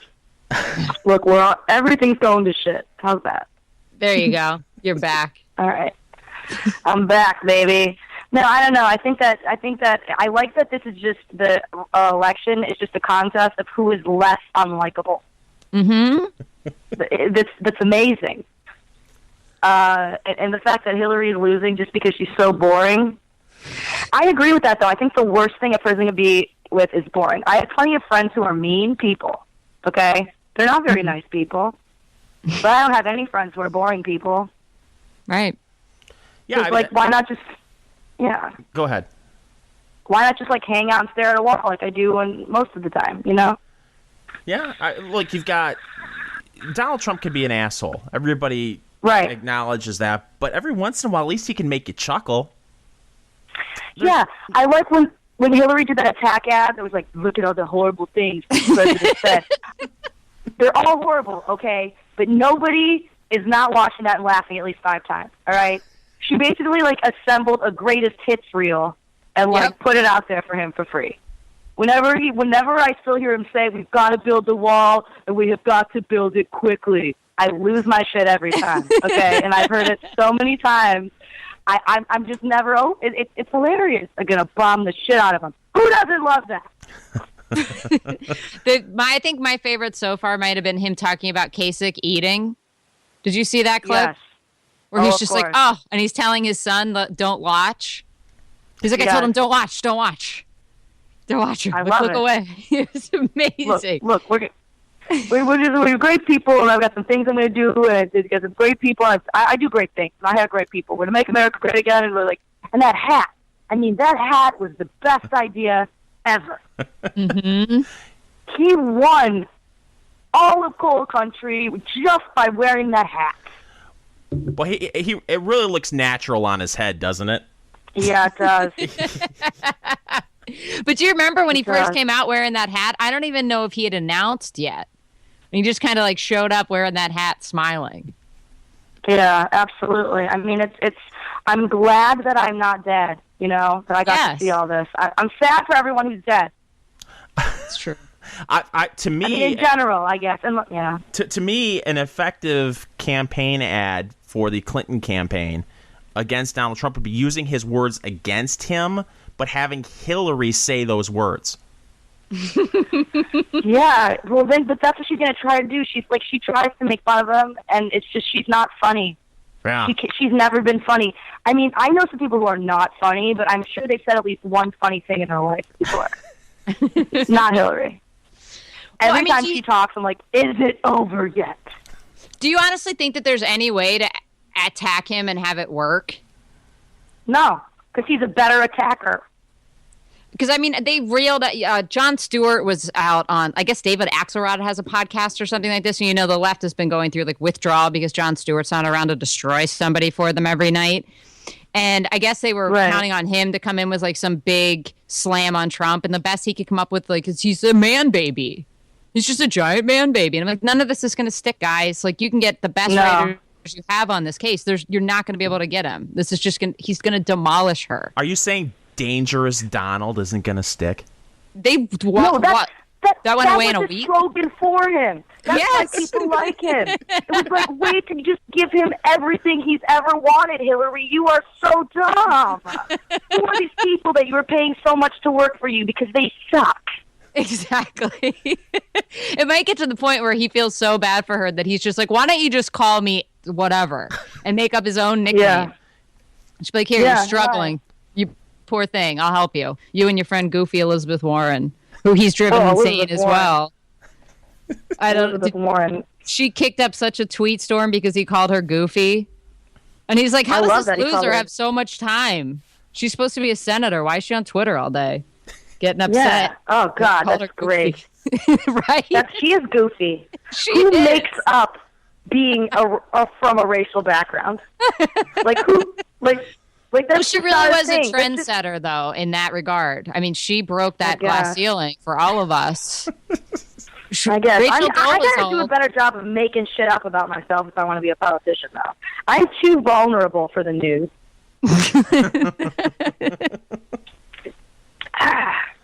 I took a sip of plain water. Cool. That's Wasn't edgy. 7-ounce Coors? Yeah. Well, 7-ounce Coors Light. Come on, I got work tomorrow. I can't be drinking a 7-ounce Coors Light on a work night.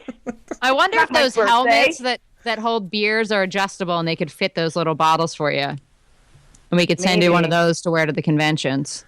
Look, I'll go a little crazy. Maybe I'll split a 7-ounce Coors Light with you. Oh, but wow. Someone else has got to drive home, all right? Totally. Back in the day, I don't want you to think I'm not a fun girl. If I'd been walking around with a 7-ounce can of Coors Light, my friends would have kicked my ass. Yes. As they should. Right. As they should. Ugh. You know what I'm gonna do? Maybe I'll stay in tonight and write an angry email about this Coors Light 7 ounce. Okay. Yeah, what's the target market? I had plans, but like, I want everybody who's bought this on a list, and I want to talk to them and tell them that they shouldn't live in my country anymore, or else. I don't know. I mean, I guess they can all move to like Utah, right? It's probably big in Utah. Well, I got great news for you, Kat. Coors Light has an Instagram account. Coors Light has an Instagram account. I'm gonna just sit at home alone and write a bunch of angry comments. Well, I'm gonna have some angry ones and then some sexually harassing ones. This is good. I don't know how to do that. This is a good way to announce your campaign. I'm against vape regulations and I'm against 7 ounce Coors Light. Yes. Those are two strong positions. Yeah, I feel like I could really get the people behind me. Although, I don't want to leave my apartment, so maybe I'll just do everything via Skype, debates and stuff, you know? Yeah, just say you're green, so you don't want to travel. Yeah, because of the environment. Mm-hmm. I'm sorry. What's your guys' carbon footprint? Because I haven't left my apartment in 3 weeks. So pretty sure mine is way low. Oh, and you can, ask for 7 ounce or campaign contributions and the amount of $7 a piece. Mm-hmm. You can't have much staff if you're not leaving your apartment, so you'll have plenty of money. Yeah, I'm not going to leave my apartment the entire time I'm running for president. I'm going to be the first campaign run entirely out of a studio apartment with a cat. It's fiscally That'd responsible. Be great. Yeah, and it's Salinger-esque. Yeah. Everybody would be like, wow, she's such a recluse. Like, that's so cool. Yeah, a recluse is interesting. You'd be like, wow, she's probably pretty, deep and cerebral.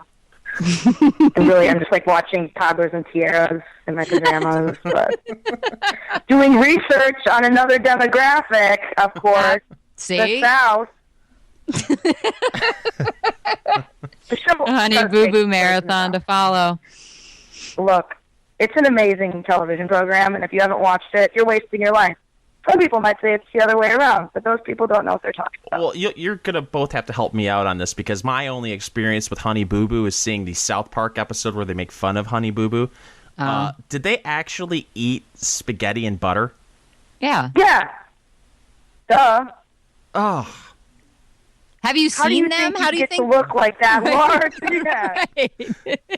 It's not from eating salmon and radishes, I'll tell you that I much. figured it was a lot of mayonnaise. They probably put mayo on their spaghetti, mayonnaise. too. And they called it spaghetti and butter? Of course. Yeah, it's really low-class American fun, and I really enjoy it, okay? I'm not above it. I'm a woman of the people. Now, not in terms of interacting with them, but the abstract sense. Well, in a lot of ways, then you're like Hillary Clinton because she can't stand people either. I'm not like Hillary Clinton. Don't ever say that to me again. Well, you said you don't like people. Yeah, but they like me, which is why it's so hard. Oh, I see. Yeah, people just really like me, so that's not true. That's not true. And then you just one trip to the Google machine will show you that ain't the truth.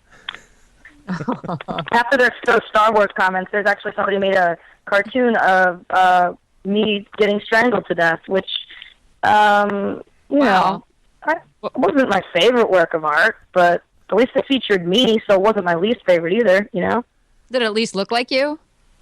It looked exactly like me, yes. Oh, so the art was good. You just didn't like the sentiment. The art was good, and, you know, I'm glad that I can inspire somebody, even if they're inspired by how bad they want to murder me in a very personal and sexual way. And this was Star Wars? You can't always...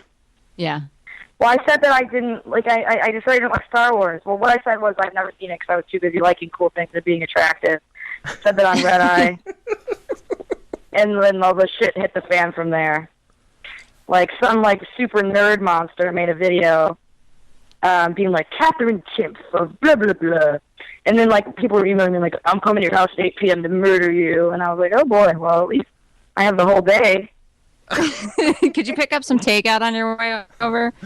I did. Why, Takeout, you gotta wait with all the people. Seamless. Just me and Sheens. Sheens is my cat. If you don't know that, you should. He's very famous.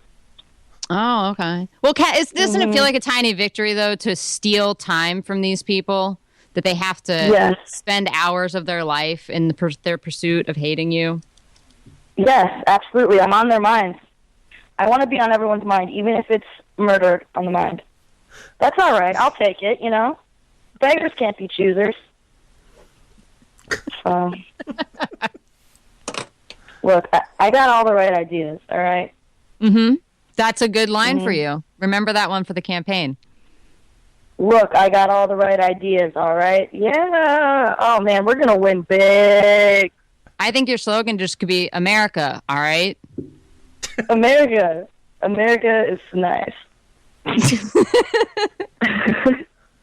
a good place. Oh, God. I'm very sweaty right now. Is that an interesting topic? I don't know how to work my air conditioner because I don't have a boyfriend. And, these are boy skills. Well, see, this is what you can use your Instagram minions for. You just take a picture of your air conditioner and put it up there and say, hey, guys that tell me either nice things or mean things, can one of you tell me something worthwhile, like how do I get this to work? And they'll be like, hey, press the on button, dipshit. Yeah. Probably. I haven't even looked at it. I just know that I can't do it. Because gender bias has made me think I can't succeed in technology. So. Do you have a set of tools? Yeah, but I don't know what any of them are. I couldn't have sounded more sexist when I said that, by the way. Yeah, it was really sexist. I'm gonna hang up the phone. I'm gonna start hissing and tear my hair out and then jump out the window. It'll be all your fault. Patriarchy takes another. I just don't want to see a picture of you on Instagram with a butter knife trying to fix your air conditioner. I don't have a butter knife, remember? I don't have dishes. So, you don't even pay attention. He probably, if there was a dead body that he knew about that was available for you to see, he would probably forget to tell you about it. That's how little he's paid attention.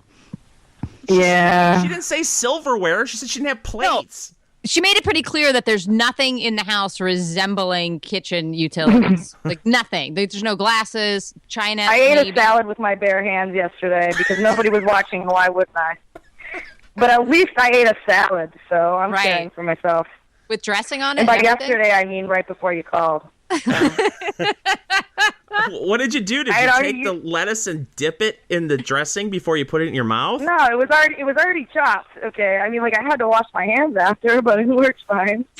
Just after, not before. Well, I mean, before obviously, but okay. But they didn't put the plastic fork in. Normally, sometimes I go to Dunkin' Donuts and I say, "Look, I ordered silverware on Amazon the other night, and I'm going to be a big girl very soon." Plastic or actual silverware? I don't know. Actual. Oh, good. Do you have a dishwasher? Big things are happening.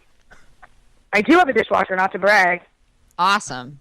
I was going to say, I'm very excited. It's just going to end up in the trash. Did you get plates yet? What? What's no up? plates, though. What'd you say? No. I'm going to order plates, too. It's going to be crazy in here. All kinds of plates and silverware, all kinds of shit. You don't have any of those girlfriends that come in and they're just like, oh my God, I can't even hang out in here anymore. We're going shopping and buying everything that you need. I do, but I'm like, here, let me show you something real quick. And until they, they forget. I don't listen, yeah. No. My friend's here right now. She's just standing around because she tried sitting on a lawn chair and she's kind of like, eh. I mean, you can feel free to sit on the bed. I have a bed. It's very personal, I know, but I'm not. It's really hard to be me, guys. Is she in the media, your friend? I mean, is she looking at you, wondering what the hell kind of interview this is? No. Okay, so yes to that. But no, she's from college, but she's definitely looking at me like, what the hell kind of interview is this? Should I maybe intervene and stop her kind of thing? Well, we've taken up enough of your time. You got your friend there. You're going out. You're gonna party with Ben tonight, and Yeah. But I want to thank you for joining us. Is there anything that you want to mention about what you've got coming up here in the next few days that our listeners should know about? Yeah, tomorrow, 10 p.m., Greg Gutfeld show. I'll be on the couch. The lower half of my body will be visible. It will be crazy. And then there's going to be a new Cat Timpf show, as always, Barstool Sports Monday, and Gavin McGinnis is going to be my guest, and it's going to be out of control, because that's the only way that he operates. So. And that's a wrap. Our thanks go out to Cat Timpf and Ash Scow. Check out our website at enoughAlreadyPodcast.com. Subscribe to the podcast on iTunes, SoundCloud, Stitcher, and the TuneIn app. Music for this podcast is provided by YoPaulyMusic.com. Anyway, thank you so much for listening. Have a great week.